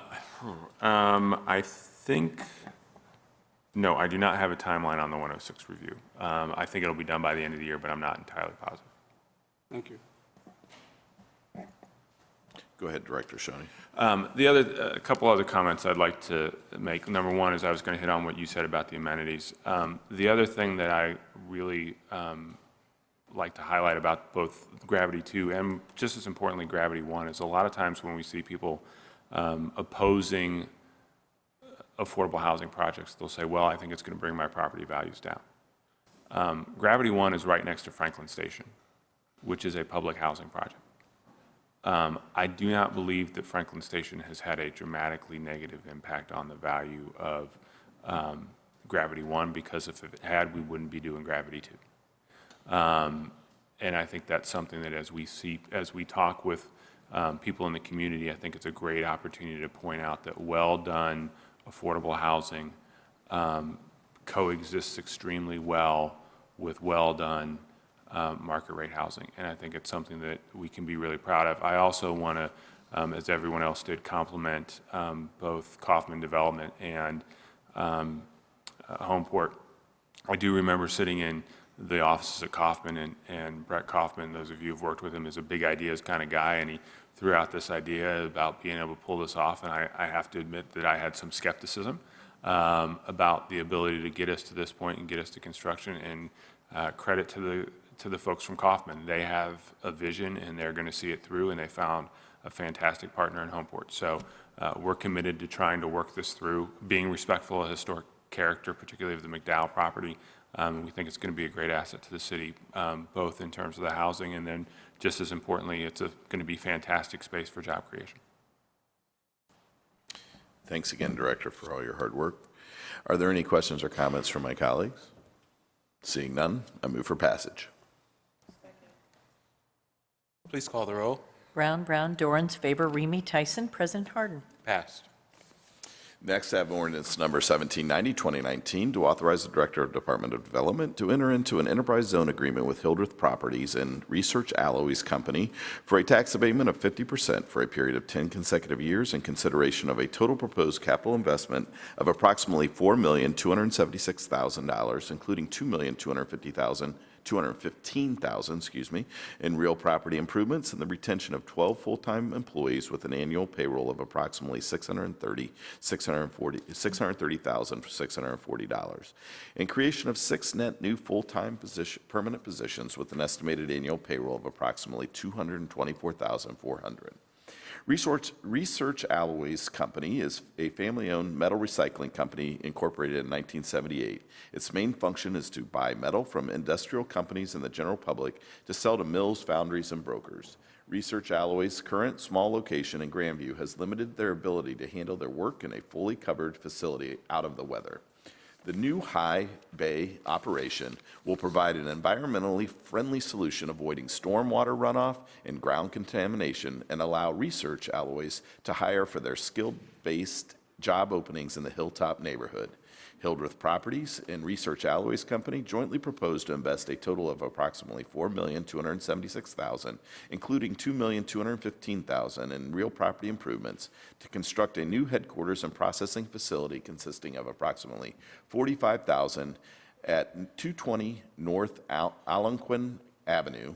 Research Alloys Company will be the employer of record, and Hildreth Properties will build and relocate its corporate headquarters and processing facility from 799 West Goodale Boulevard in Grandview Heights to the proposed project site.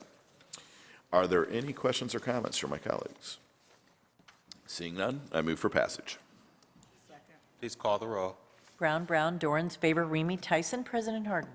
Next, I have ordinance number 1836, 2019, to authorize the Director of Department of Development to enter into an enterprise zone agreement with Airside 5 for a tax abatement of 75% for a period of 10 consecutive years in consideration of a total proposed capital investment of approximately $8 million in real property improvements and the creation of 10 net new full-time permanent positions with an estimated annual payroll of approximately $350,000. Established in May of 2019, the primary business of Airside 5 LLC is the ownership of real estate used for office and distribution. Airside 5 LLC is an affiliate of Columbus-based developer, the Daimler Group. Airside 5 LLC proposes to invest a total cost of approximately $8 million in real property improvements to construct a new speculative office and distribution center consisting of approximately 140,000 square feet at Bridgeway Avenue, Columbus, Ohio. Are there any questions or comments from my colleagues? Seeing none, I move for passage. Please call the roll. Brown, Dorans, Faber, Remy, Tyson, President Hardin. Passed. Next, I have ordinance number 1837, 2019, to authorize the Director of Department of Development to enter into a community reinvestment area agreement with Pizzuti Land LLC and the Columbus-Franklin County Finance Authority for a property tax abatement of 100% for a period of 15 consecutive years on real property improvements in consideration of a proposed total investment of approximately $17,202,912 in new building construction and the creation of 10 net new full-time permanent positions. The Pizzuti Land LLC, an affiliate of Columbus-based real estate development company, the Pizzuti Companies, is proposing to construct a new speculative industrial facility consisting approximately 277,692 square feet located at 1815 Bay Grove Street. The new warehouse will be a premier location within the Rickenbacker Community Reinvestment Area in the Rickenbacker Inland Port, and is part of a 3-building development plan which can support up to $1.5 million square feet of development. Rickenbacker West features large rail service, cross-dock facilities, and is located in an industrial corridor adjacent to Norfolk Southern's Rickenbacker Intermodal Terminal. All right. Are there any questions or comments from my colleagues this evening? Seeing none, I move for approval by voice. Please call the roll by voice. Ms. Brown? Mr. Brown? Yes. Mr. Dorns? Yes. Ms. Faber? Mr. Remy? Yes. Ms. Tyson? Yes. President Hardin? Yes, ordinance passed. Great. Next, I have ordinance number 1838, 2019, to authorize the Director of Development to enter into a community reinvestment area agreement with Bazzuti Land LLC and the Columbus-Franklin County Finance Authority for a property tax abatement of 100% for a period of 15 consecutive years on real property improvements in consideration of a proposed total investment of approximately $16,514,749 in new building construction and the creation of 10 net new full-time permanent positions. This is another project located at 1675 Begro Street. The new warehouse will be in a premier location within the Rickenbacker Community Reinvestment Area, also known as the Rickenbacker CRA, and the Rickenbacker Inland Port, and is part of a 3-building development plan which can support up to 1.5 million square feet of development. Are there any questions or comments from my colleagues? Seeing none, I move for passage by voice. Please call the roll by voice. Ms. Brown? Mr. Brown? Yes. Mr. Dorns? Yes. Ms. Faber? Yes. Mr. Remy? Yes. Ms. Tyson? Yes. President Hardin? Yes, ordinance passed. Thank you very much. Next, I have ordinance number 1839, 2019, to authorize the Director of Department of Development to enter into a dual-rate jobs growth incentive agreement with Williams Lee for a term of up to 5 consecutive years in consideration of the company's proposed capital investment of $6 million and the creation of 550 net new full-time permanent positions with an estimated annual payroll of approximately $24,750,000. The Columbus Department of Development is proposing to enter into a dual rates jobs growth incentive agreement with Williams Lee in an amount equal to 30% of the City of Columbus income tax withheld on the Columbus payroll of new employees and 35% of the City of Columbus income tax withheld on Columbus payroll of new employees who are also City of Columbus residents at the end of each calendar year for a term of up to 5 consecutive years. Williams Lee is a global company that offers business support services to large financial, legal, and professional services firms. Williams Lee is proposing to invest a total project cost of approximately $6 million, which includes $4 million in leasehold improvements and $2 million in furniture and fixtures to establish a new operations center within the Columbus region. With this new operations center, the company proposes to enter into a long-term lease agreement on a vacant office space consisting of approximately 60,000 square feet located at 671 South High Street inside the Grange Mutual Insurance Building. Additionally, Williams Lee proposes to create 550 net new full-time permanent positions with a cumulative estimated annual payroll of approximately $24,750,000 at the proposed project site. Director Shannen, would you like to say a few words about this project? Thank you, Chair Remy, President Hardin, members of council. This has been a really interesting project in the sense that it hasn't been a particularly interesting project. For 550 jobs, you would think this would be the kind of thing that would be long-term pursuit. We're, doing all.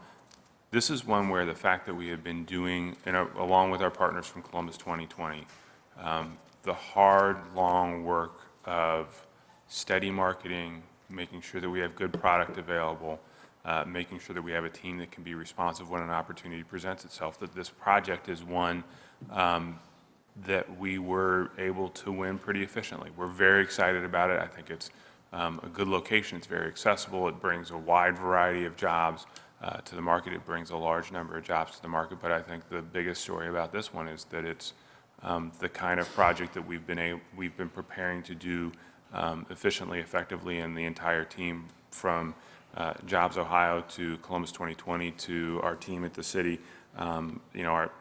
We got a lot on the agenda for tonight, and it's all because I got a great team that's been working really hard.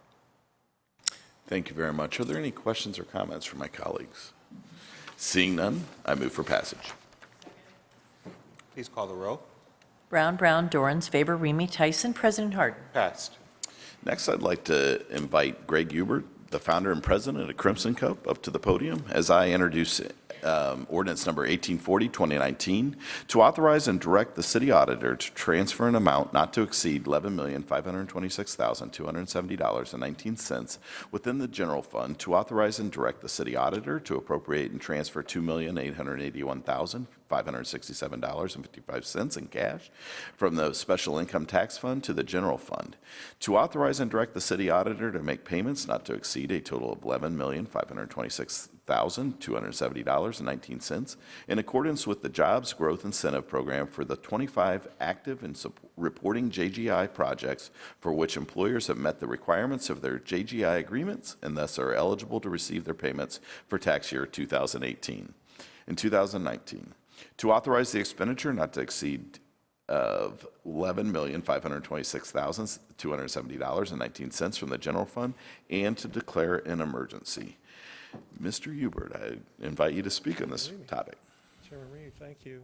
President Hardin, members of council, thank you for having me. I appreciate being here. I was asked to come speak about the tax incentive that I received and just to share my experience with you all. So I think number one, when we were looking at moving, it was definitely very helpful in staying in Columbus. So now we have a couple buildings which I was asked to buy and invest in. And also create jobs. I was asked to create 20 jobs, and right now, to date, we've created 24 at our wholesale and also 10 more on our retail. So we continue to grow. I'm looking at buying a building in another building along that corridor, which is very nice because it's my job to create jobs. And I think the other thing that I'd like to share with you is that the staff was really good because, when I sign an agreement, certainly my feet should be held to the fire too. And they did a great job of keeping in touch because I need reminders, probably my staff needs reminders on when things are due. They're on top of it. When there are questions or anything like that, they made them, and then we responded. So I think from a whole perspective, it was really nice to see that, private-public partnership work. So thank you. Thank you very much. Are there any questions or comments from my colleagues? Mr. Hubert, thank you for your commitment to the city of Columbus, and also thank you for a great cup of coffee. It's truly appreciated. Thank you very much. Thanks for coming down. If there are no questions or comments, I move for passage. Please call the roll. Brown, Dorans, Faber, Remy, Tyson, President Hardin. Pass. Thank you very much. Next, I have ordinance number 1937, 2019, to authorize the Director of the Department of Development to enter into an enterprise zone agreement with Old Town East 1223 LLC and the Merchant Columbus LLC for a tax abatement of 75% for a period of 10 consecutive years in consideration of a total proposed capital expenditure of approximately $1,350,000 and the creation of 2 net new full-time positions. Headquartered in Galloway, Ohio, Old Town East Maine 1223 LLC is a real estate holding company that is owned by Dustin and Danielle Rohrbach, a husband and wife team. The Merchant Columbus LLC is owned by Danielle Rohrbach and Melissa Dixon, a company that invests in historical facilities, renovating them into creative conceptual office spaces. Old Town East Maine 1223 and the Merchant Columbus LLC are proposing to invest a total project cost of approximately $1,350,000, which includes $350,000 in acquisition costs and $1 million in real property improvements to acquire, renovate, and redevelop a 3-story vacant commercial office facility consisting of approximately 7,200 square feet located at 1223 to 1227 East Main Street. I'm going to throw this over to Director Shannen and let you talk a little bit more about this project. Thank you, Chair, President Hardin, members of council. To give you some perspective, this is right at the corner of Wilson and East Main. Right next to the across the street, across Wilson from the Advanced Auto Parts. I'm particularly excited about this. We've got a lot of big things on the agenda, but this is one of the ones that I actually am most excited about because this is one of the first investments we've seen along East Main Street in a while, and I think this is going to be a harbinger for what is to come. East Main Street is one of those corridors in our city that I think has virtually unlimited potential. And I'm very pleased to see this ownership group taking this leap to be hopefully the first in this next wave of reinvestment in this corridor. So I'm particularly excited about it and would ask for your support. Thank you. Are there any questions or comments from my colleagues? Seeing none, I move for passage. Please call the row. Brown, Dorans, favor, Remy Tyson, President Hardin. Passed.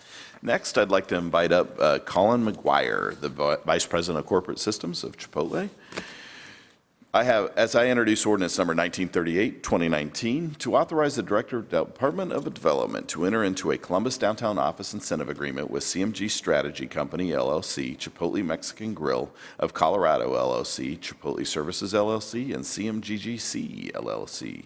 CMG Strategy Company, LLC, Chipotle Mexican Grill of Colorado, LLC, Chipotle Services, LLC, and CMGGC, LLC are all wholly owned subsidiaries of Chipotle Mexican Grill.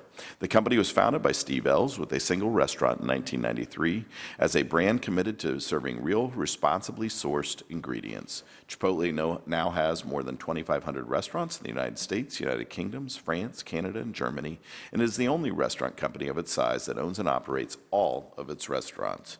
Chipotle is proposing to invest a total project cost of approximately $3,750,000, which includes $375,000 in leasehold improvements, $1.5 million in standalone computers, and $1.875 million in furniture and fixtures to expand its corporate presence in downtown Columbus.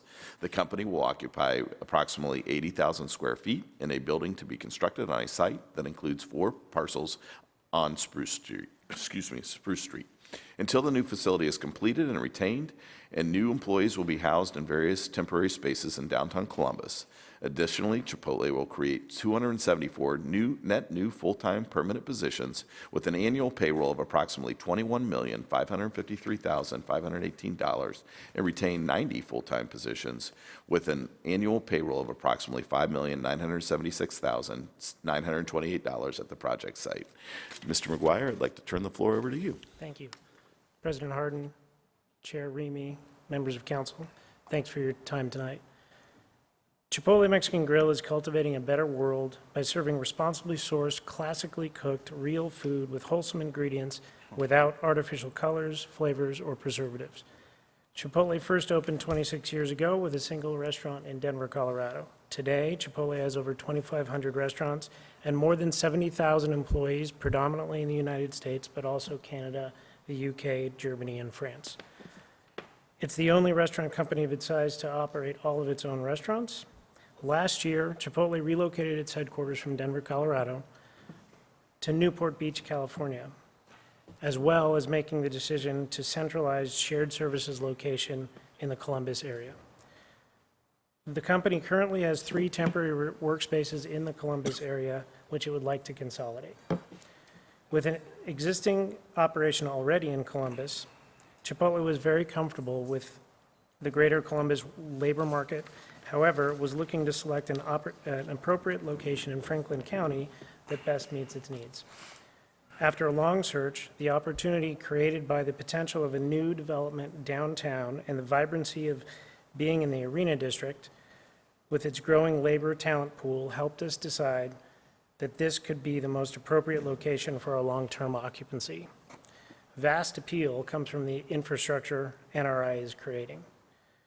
The incentives, should they be approved by the City Council, will make choosing this location more affordable and therefore a viable financial option. Both approval of the incentives for Chipotle and approval of the infrastructure for the Arena District are key in proceeding with our long-term consolidation in the Arena District. Our planned new downtown Columbus Restaurant Support Center will be built from the ground up to our specifications, inspired by our brand, values, and purpose. We're hoping to have everyone under one roof in an open, collaborative workspace. Fully staffed, our Columbus office will house more employees than our Newport Beach headquarters. Thank you for your time. Thank you so much for coming down today, Mr. McGuire. Are there any questions or comments from my colleagues? We appreciate the investment in the City of Columbus. Seeing none, I move for passage. Please call the row. Brown, Dorans, favor, Remy Tyson, President Hardin. Passed. Thank you very much. Next, I'd like to invite Rick Wolf, the Executive Director of the North Market, Ben Pearson, Vice President of Rockbridge, and Lisa Gutierrez, the owner and operator of Dos Humanos in one of the North Market merchants. As I introduce ordinance number 1993, 2019, to authorize the Director of the Department of Development to enter into an economic development agreement with the North Market Development Authority and NM Developer LLC. The current location of the North Market at 59 Spruce Street is a former warehouse and parking lot owned by the City of Columbus. In 2016, the city began a request for proposal process for the site with the goal of creating a sustainable, long-term financial structure to support the North Market. After completing a two-phase RFP, an evaluation committee recommended selecting the proposal submitted by the development team, which includes a 26-story mixed-use development, including an expansion of the North Market, a grand atrium, an outdoor patio and entrance, additional retail, residential units, Class A commercial office space, hotel, and structured parking. The team will outline the plans and certain commitments of the NMDA, North Market Development Association, development team, and the city as it relates to the project. The project will comprise of an approximately 4,380 square foot grand atrium to be used as a public space joining the existing North Market building to the remainder of the project. An approximately 3,898 square foot expansion of the North Market vendor space, an approximately 3,264 square feet outdoor patio space and entrance into the North Market to be used for seating, dining, and event space. A new outdoor plaza comprised of approximately 5,172 square feet of shared space, up to approximately 92,000 square feet of Class A commercial office space, approximately 150 multifamily residential units, a boutique hotel with approximately 210 rooms, and approximately 352 structured parking spaces, with approximately 80 of those spaces publicly available for North Market patrons. To achieve its goal of creating a sustainable long-term financial structure to support the North Market, the city will create a North Market Capital Maintenance Fund with 75% of the city's bed tax proceeds from the hotel portion of the project for a period of 30 years. The city will also designate capital funding of up to $100,000 annually for a period of 10 years for the North Market Capital Maintenance Funds. These funds shall be subject and contingent upon such funds first having been appropriated and authorized to be expended for purposes by the Columbus City Council. Further, let's see. Sorry, I lost my place there. The city will cooperate with the development team of the project for the establishment of a new community authority to enable a community development charge to be used to finance community facilities and land development. The city will also design and construct streetscape improvements within the public right-of-ways for Vine Street from Park Street to High Street, Wall Street from Vine Street to Spruce Street, and Spruce Street from Park Street to High Street, and contribute up to $2 million for the construction of public plaza fronting Spruce Street, adjacent to the existing North Market building and public atrium to support the existing North Market building in the project. Bottom line, this is a big project, and we're excited to have you down to talk about it. Rick, thank you. Go ahead and take the floor. Council President Hardin, Chair Remy, members of council, thank you for having me. I'm Rick Harrison-Wolf, Executive Director, North Market Development Authority. Our mission is a 501c3 to preserve and promote an authentic historical Columbus, Ohio experience that highlights the diversity and vibrancy of our community, both economically and culturally, by promoting and incubating best-in-class local independent businesses, which I have several of them with me today. North Market is our city's last remaining public market. Our survival is a result of the great support from the City of Columbus, the community, and most importantly, these folks, the dedicated entrepreneur merchants who have called Spruce Street their home for many years. First and foremost, the authority sought a financial structure and plan that provides certainty and perpetuity for North Market. Our first condition before exploring a redevelopment of the parking lot was and remains that North Market will not move nor close. This proposal sets out a path for future support to maintain the market financially, expand merchant space, and new public spaces for the community and its visitors to enjoy. My vocation is public markets. I research and travel around the world visiting markets, looking at best practices and finding inspiration to bring back to Columbus. I can tell you this project is trailblazing, not just on a local scale, but globally. North Market must continue to be an evolving institution to stay relevant and prosperous. Thank you so much. Thank you much, Mr. Harrison-Wolf. Mr. Pearson.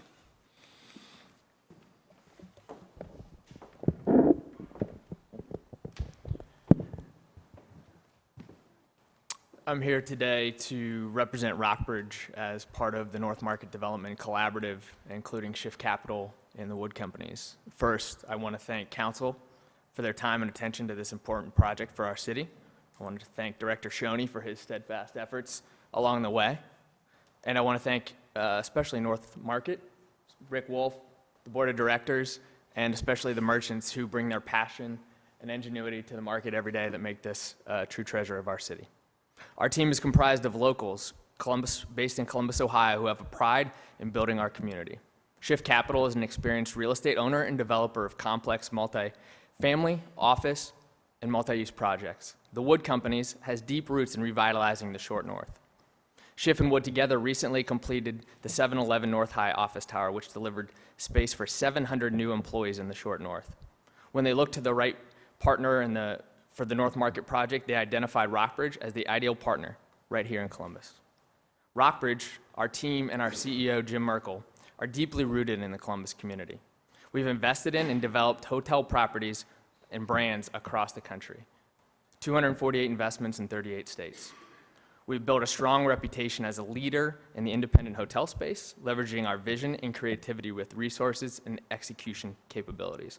The result is a national firm headquartered here in Columbus with a passion for locally focused placemaking that has led independent properties in cities like Nashville, Dallas, Charleston, Louisville, Minneapolis, and many others. Now we have the opportunity to use this expertise right here at home. The opportunity to embrace the spirit of the North Market, a pillar of our community for 143 years, and it's rare and one that we are very passionate about. The goals for this project are clear. First, provide for the long-term preservation of the North Market. And second, create an iconic destination and economic catalyst for the city of Columbus. Our team, in collaboration with the city and the North Market, has established a plan to effectively achieve both of these goals. This project will provide the North Market with direct financial support, expansion of merchant and event spaces, and generate significant guest traffic to patronize the North Market merchants, like these folks here today. At the same time, our team has devoted considerable resources to design a thoroughly thoughtful project that will establish, in concert with the historic North Market, this location as a cultural epicenter for our city. We're proud to call Columbus home. We are humbled and grateful to have the opportunity to preserve the independence of the North Market and shape this destination for generations to come. Thank you. Thank you very much, Mr. Pearson. We're excited to have you invest in the city of Columbus. I'd like to ask Ms. Gutierrez to speak this evening and talk about the great things that are happening from your perspective. Thank you. Thank you. Good evening, Council President Hardin and Chair Remy and members of Council. Thank you for having me. And I stand here as a single person, but as you can see, there are many with me today. So as a merchant, I am very excited about the idea of having this project here at the North Market. Things that I think about as an entrepreneur is how can I sustain my business? The jobs that we've created at Dos Hermanos is currently 25 people. More than half of them are currently full-time. And I want to make sure that during the cold winter months and during the construction months that I'm able to still employ and maybe even reach out and hire more people and add more people to the workforce at Dos Hermanos. I feel like the developer and also the North Market Development Authority with the leadership of Rick Wolf have spent time with us as merchants.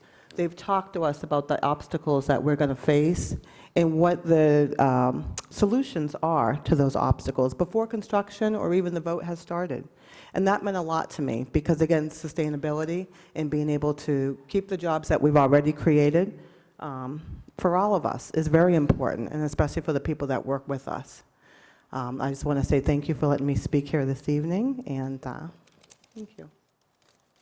Thank you very much for coming down, Ms. Gutierrez. I'd like to invite the other vendors to come over and introduce themselves and which business that you represent this evening. I'm Marty McGreevy, and I'm the oldest merchant in the North Market. And I think that's by age and by business. I was going to say, is it tenure or is it your age? So some people say you're the oldest business, and I'm like, what do you mean by that? But anyway, I thank you for listening to us tonight. And I just have said for 30 years, the North Market is the soul of the city. And I just appreciate you listening to us tonight. Thanks. And what's your business? Market Blooms. There you go. Thank you very much. Thank you. Well, everybody, my name is Pramod Lama, and me and my wife run Momogar. She pretty much runs Momogar. I do the dishes. But we're very excited about this project because, yeah, there is a way you make a living, employ people, but there is also the excitement of being a part of history that's about to change. This change is always great, and we're excited about the change. Of course, I'm a longtime customer of Momogar up at Saraga. Thank you very much. Thanks, Lama. We appreciate you coming. We've gotten great love from the city, and my wife moved here from New York, and she loves Columbus because of all the support we've gotten from everybody. Absolutely. Thank you.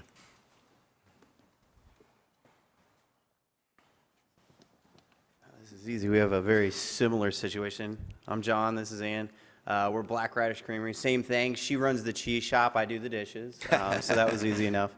And I can't say anything that everybody else here hasn't already said. It's going to be a great situation. Obviously, there's going to be hurdles to go through as vendors during construction, but afterwards, the longevity to our businesses, all the opportunities we're going to have, it's just going to be tremendous. So we're really looking forward to it. Thank you so much. It's worthy to point out that 2/3 of the vendors at the North Market are women or minority-owned businesses in this small business incubator. So thank you for coming down this evening and talking. We do have a couple of speakers on this topic this ordinance. The first speaker is Mr. Joe Motil. If you could come, welcome back again, second time this evening for Mr. Motil, and just state your name, your address, and you have 3 minutes.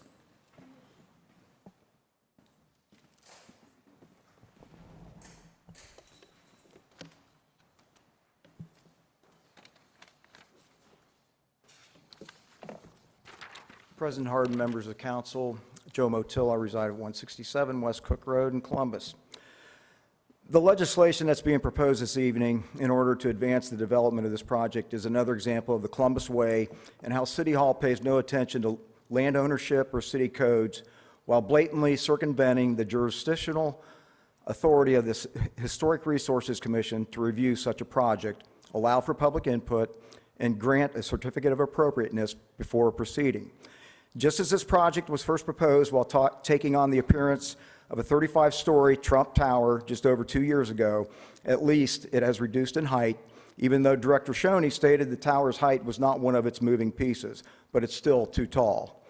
The deal that is being offered today for some of City Hall's largest campaign contributors, principals of the wood companies and Shift Capital Group, is just another example of how our rich and powerful luxury real estate developers continue to receive charity at the expense of taxpayers. This nearly 2-acre parcel of land is valued at $4.5 million, according to the Franklin County Auditor. A local commercial real estate agent claims that comps from nearby sales could value this property at as much as $9 million an acre, and you're willing to let it go at $300,000 a year forever. So let's just say conservatively, the 2 acres is worth $9 million. They pay it off in 30 years, but how much is that land worth in 15 or 25 years from now? That $300,000 is chump change and one hell of a deal. And of course, there is the 15-year 100% tax abatement, because no one can build anything in the city without a tax abatement. On top of, you want to subsidize the North Market with 75% of the bed tax that will be generated from the 200 luxury boutique hotel rooms from this project. Much needed bed tax revenue that goes towards human service nonprofit groups that have been turned away due to lack of funding from City Council, and organizations like Bread and others who are trying to get more dollars from their bed tax revenue to go towards our Affordable Housing Trust Fund. So now you are going to start using bed tax revenue as a slush fund to subsidize your developer campaign contributor projects. Where are your priorities? And please stop with the absurd talk that the intent of this entire project is to enhance the future of the North Market, quote, guaranteeing preservation in perpetuity. This $192 million proposal is all about creating an exclusionary upscale eatery, convenience mark, and gated palace for the rich to promote tourism and convention business. A rooftop terrace for well-heeled people to sip on their $15 martinis and throw in 20 or so workforce housing units as a feel-good measure. And what is the square footage of the monthly rent for these units? In closing, the North Market claims to be a true public market that engages a cross-section of the community, and I feel that that definition was true many years ago, but that cross-section of our economical and social community has dwindled considerably inside its doors for some time now. Thank you. Thank you very much, Mr. Motil. Next, we have a speaker by the name of David Carlick. Mr. Carlick, please come down and state your name and your address, and you have 3 minutes to speak.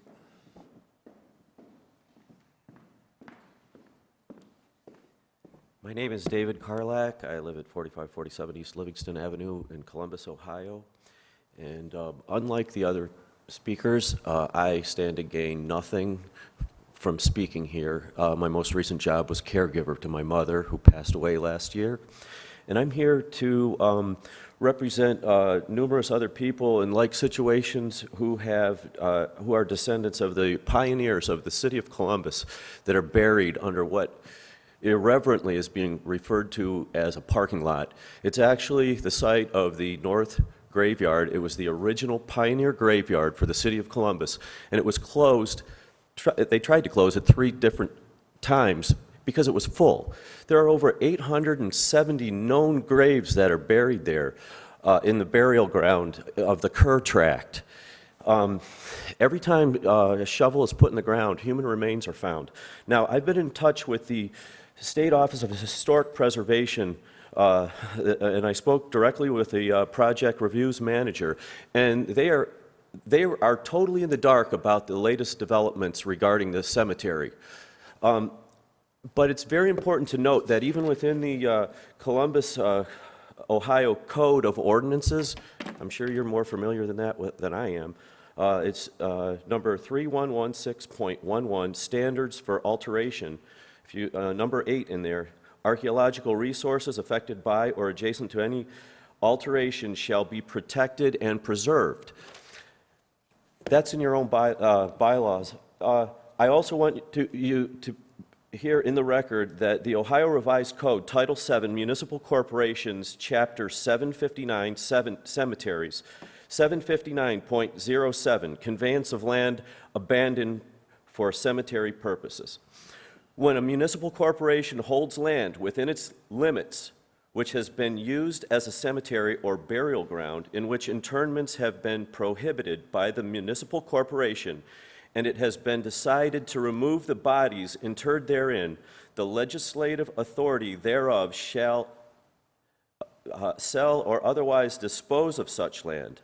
But the sale or transfer does not give the purchaser, in this case, I guess it would be Schiff Capital Group. It does not give the purchaser possession until the bodies therein have been removed and all the monuments and tombstones have been removed and re-erected at the place of reinterment of the remains of each, it says each, E-A-C-H, person. The definition of each, that if it's one or more people or things, they have to be regarded individually and identified separately. There are so many issues with that graveyard that are being totally ignored. We might create an epidemic of cholera. My ancestor died in 1833. The week ending September 6th, which incidentally was the date that my mother died last year, and she's interred in the Kerr tract. She died of cholera. I spoke with the original archaeology firm that did the sewer excavations back in 2001, and it took them 3 months to excavate 43 graves. Among those graves were articulated skeletons. Most of them were full. I have to respect the 3-minute limit, and I want to say I'm open to any questions. I know a lot about the cemetery, and I can tell you the history of it. But I think the city is opening itself to be sued, and I don't even know if they have ownership. We appreciate you coming down tonight, Mr. Kalak. I'm very sorry for your loss of your mother. Director Shoney, I believe that you have some additional information. I know that the group has retained a preservationist. Is that correct? Yeah, this is an issue, and I've spoken with Mr. Carlick repeatedly about the issue. This is an issue we're well aware of. We've spoken with the City Attorney's Office about the issue. The development team is going to retain a qualified architecture firm that has qualifications that are certified by the State Historic Preservation Office. We're confident that the remains will be handled certainly legally, but most importantly respectfully, and that all appropriate historic preservation standards will be followed. Thank you very much. Are there any? I have a question on this point, Chair. If we come across remains, what then happens? So my understanding, and I am not an expert in this area, my understanding is that those remains are cataloged, they're researched, and then they are reinterred in an operating cemetery. Did you have any other comments in regards to the project as it's in the whole?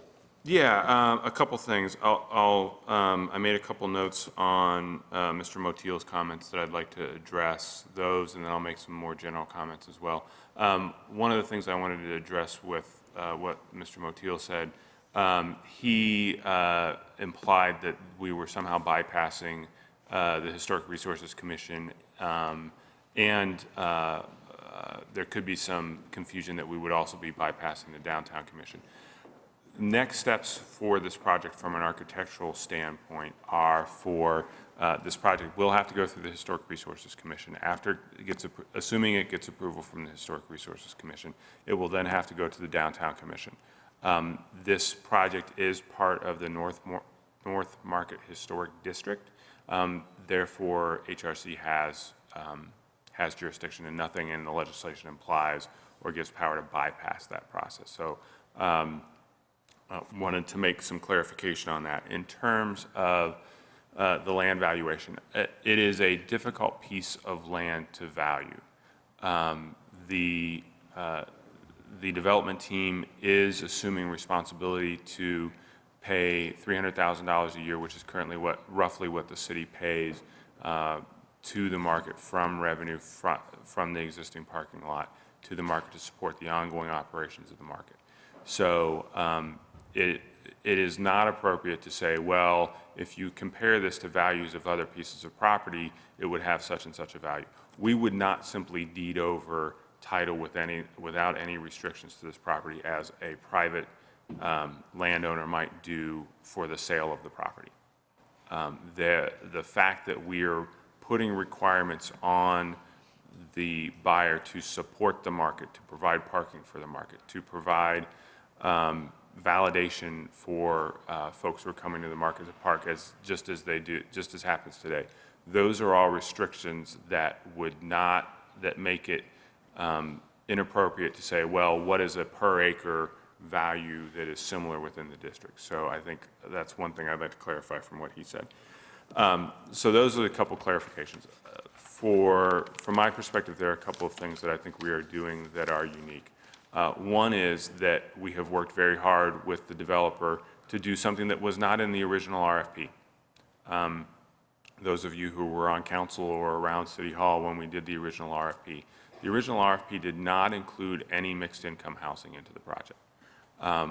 As we started working on the project and had conversations with members of council and members of the community, it became clear to us that in the nearly 3 years since we did the RFP, as Councilmember Tyson said during her comments during zoning, the world has changed very quickly on us in terms of how our city has developed and is developing, and it became clear to us that having mixed income housing within this project was critical to getting support from this body and from the community as a whole.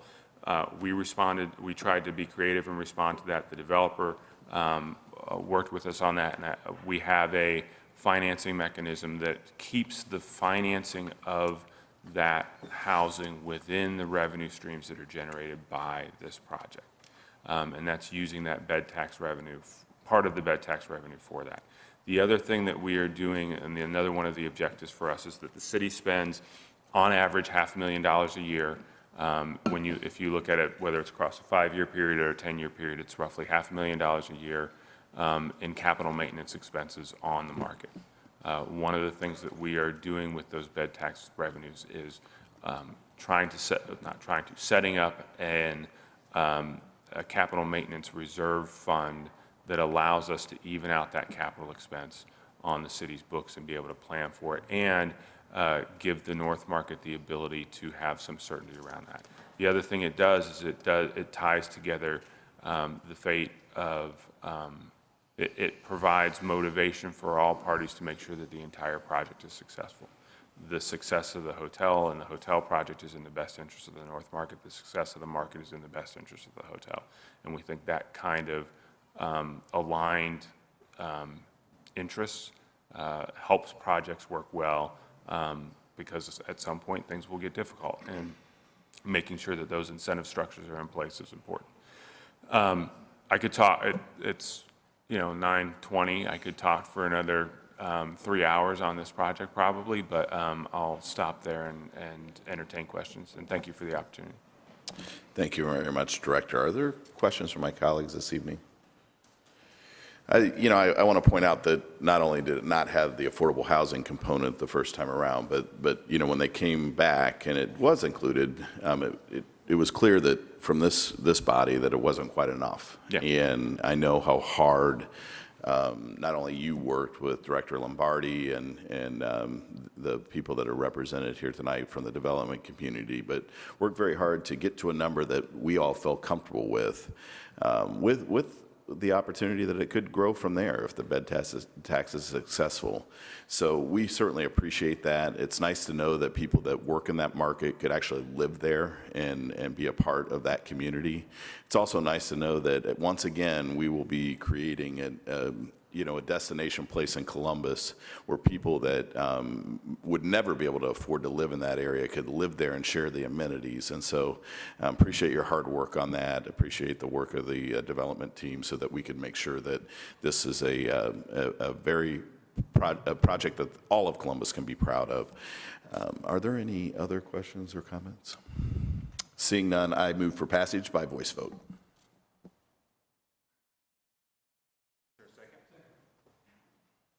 Please call the roll by voice. Ms. Brown?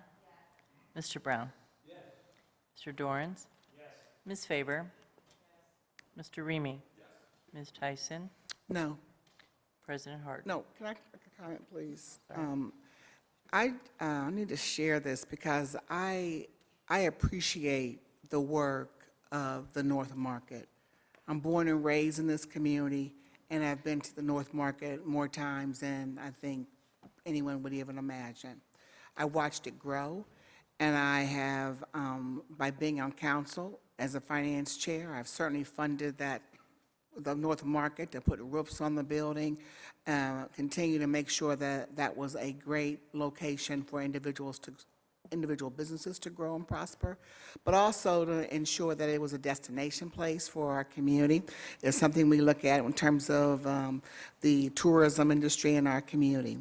And so I appreciate all the work, and I do appreciate all the work that has happened to get this, to bring this proposal today. I appreciate that a number of my colleagues have had the opportunity to be in the discussions in regards to affordable housing, and I understand the importance of affordable housing. This will certainly be workforce housing, so we talk about what type of housing. It'll probably be workforce development housing. And so for me, if this project was not using 75% of the bed tax, it would certainly have my support. But as a chair of Health and Human Services and understanding the importance of the bed tax in terms of we have a third of our residents that are certainly in need of human service dollars, that is the reason why I cannot say yes to this project. And I'm hopeful that as we move forward with other projects, that we, again, remember that we have a third of our residents that need extra support to be able to live their best quality of life. We have, just recently, we had $20 million worth of asks for $5 million. And so again, if that weren't for the use of those dollars there, I would be in support. But because of those dollars are being used, I cannot support this project. Thank you. President Hardin. Yes, ordinance passes. Thank you very much, President Hardin. Next and finally, started a little while ago. Well, I might have everybody stand up and, stretch a little bit for this last one. Finally, I have ordinance number 2043, 2019, to authorize the Director of Department of Development to enter into an economic development agreement and an amended and restated TIF agreement with NWD Investments, LLC, concerning the redevelopment of additional sites in the Arena District area of downtown Columbus. The developer's efforts will be undertaken in cooperation and partnership with the city to result in mixed-use developments that will include commercial office with associated public improvements and amenities. The EDA will outline the plans and certain commitments of both parties relating to the new investments and the continued revitalization of the Arena District. Per the EDA, the developer commits to construct a commercial office building in one of the sites, including approximately 130,000 square feet of space located at the northeast corner of Vine and Neal, projected to be completed by December 2021. This would be where the Chipotle project that we approved earlier would be located. In addition, the developer estimates the development projects at full build-out would create as much as 500,000 square feet of new commercial office space. The city estimates that level of investment could result in more than 2,200 new jobs that could generate up to $5 million in annual city income tax revenue. The city agrees to invest $20 million toward the cost of the public improvements necessary to improve, expand, and renovate existing public infrastructure. To support the development of the sites, subject to City Council authorization and the subsequent appropriation of annual requests of $5 million in the city's capital improvement budget over a period of 4 consecutive years beginning in calendar year 2020.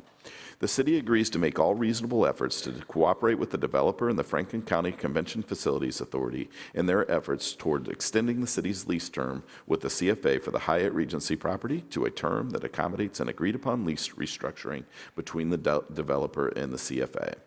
The city and developer are both committed to amending and restructuring the tax increment financing districts now existing in the Arena District and to create new TIFs on any sites undergoing redevelopment located in the Arena District in an effort to increase the funds available to pay for public improvements and other obligations.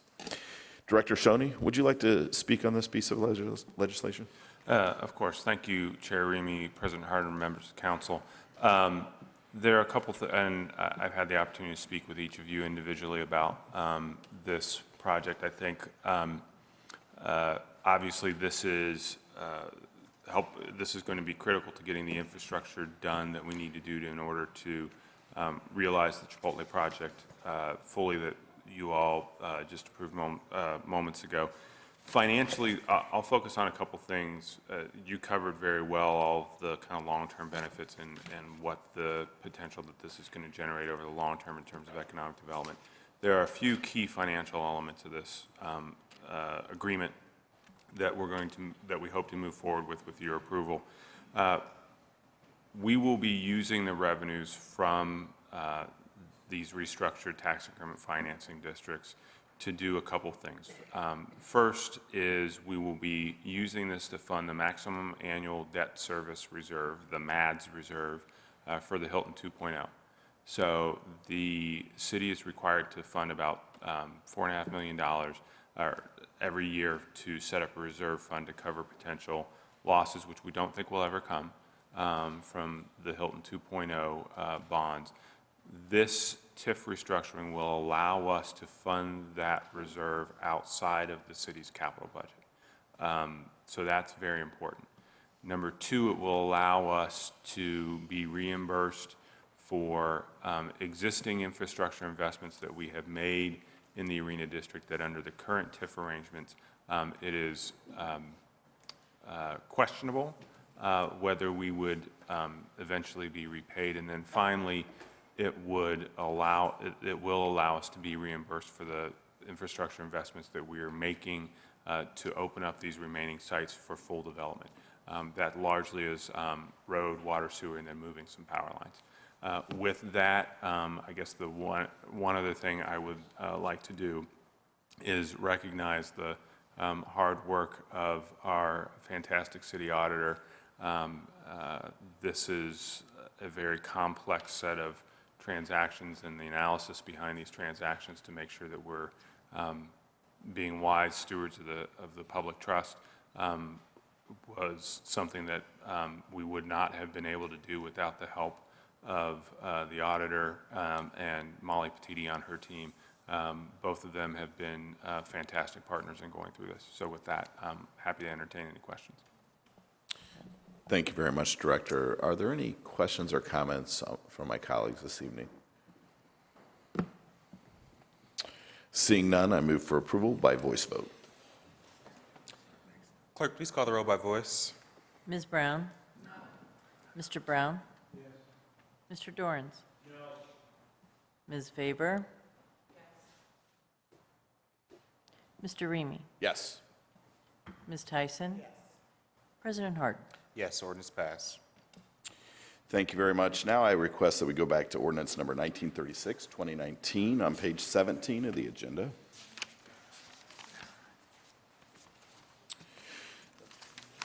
Ordinance number 1936, 2019, to list the property at 48 Parkwood Avenue on the Columbus Register of Historic Properties as CR number 78. And I move to table this ordinance. Until next week. Oh, until next week. Is there a second to table ordinance 1936 until next week? Please call the roll. Brown, Dorans. Oh, is that by voice? By voice. By voice because of abstention. Sorry. Ms. Brown? Mr. Brown? Mr. Dorans? Ms. Faber? Abstain. Mr. Remy? Yes. Ms. Tyson? President Hardin? Yes, tabled until next week. All right, it's been a long night. Thank you very much for indulging me, and I appreciate the hard work of the development team, and certainly all my colleagues for bearing through this.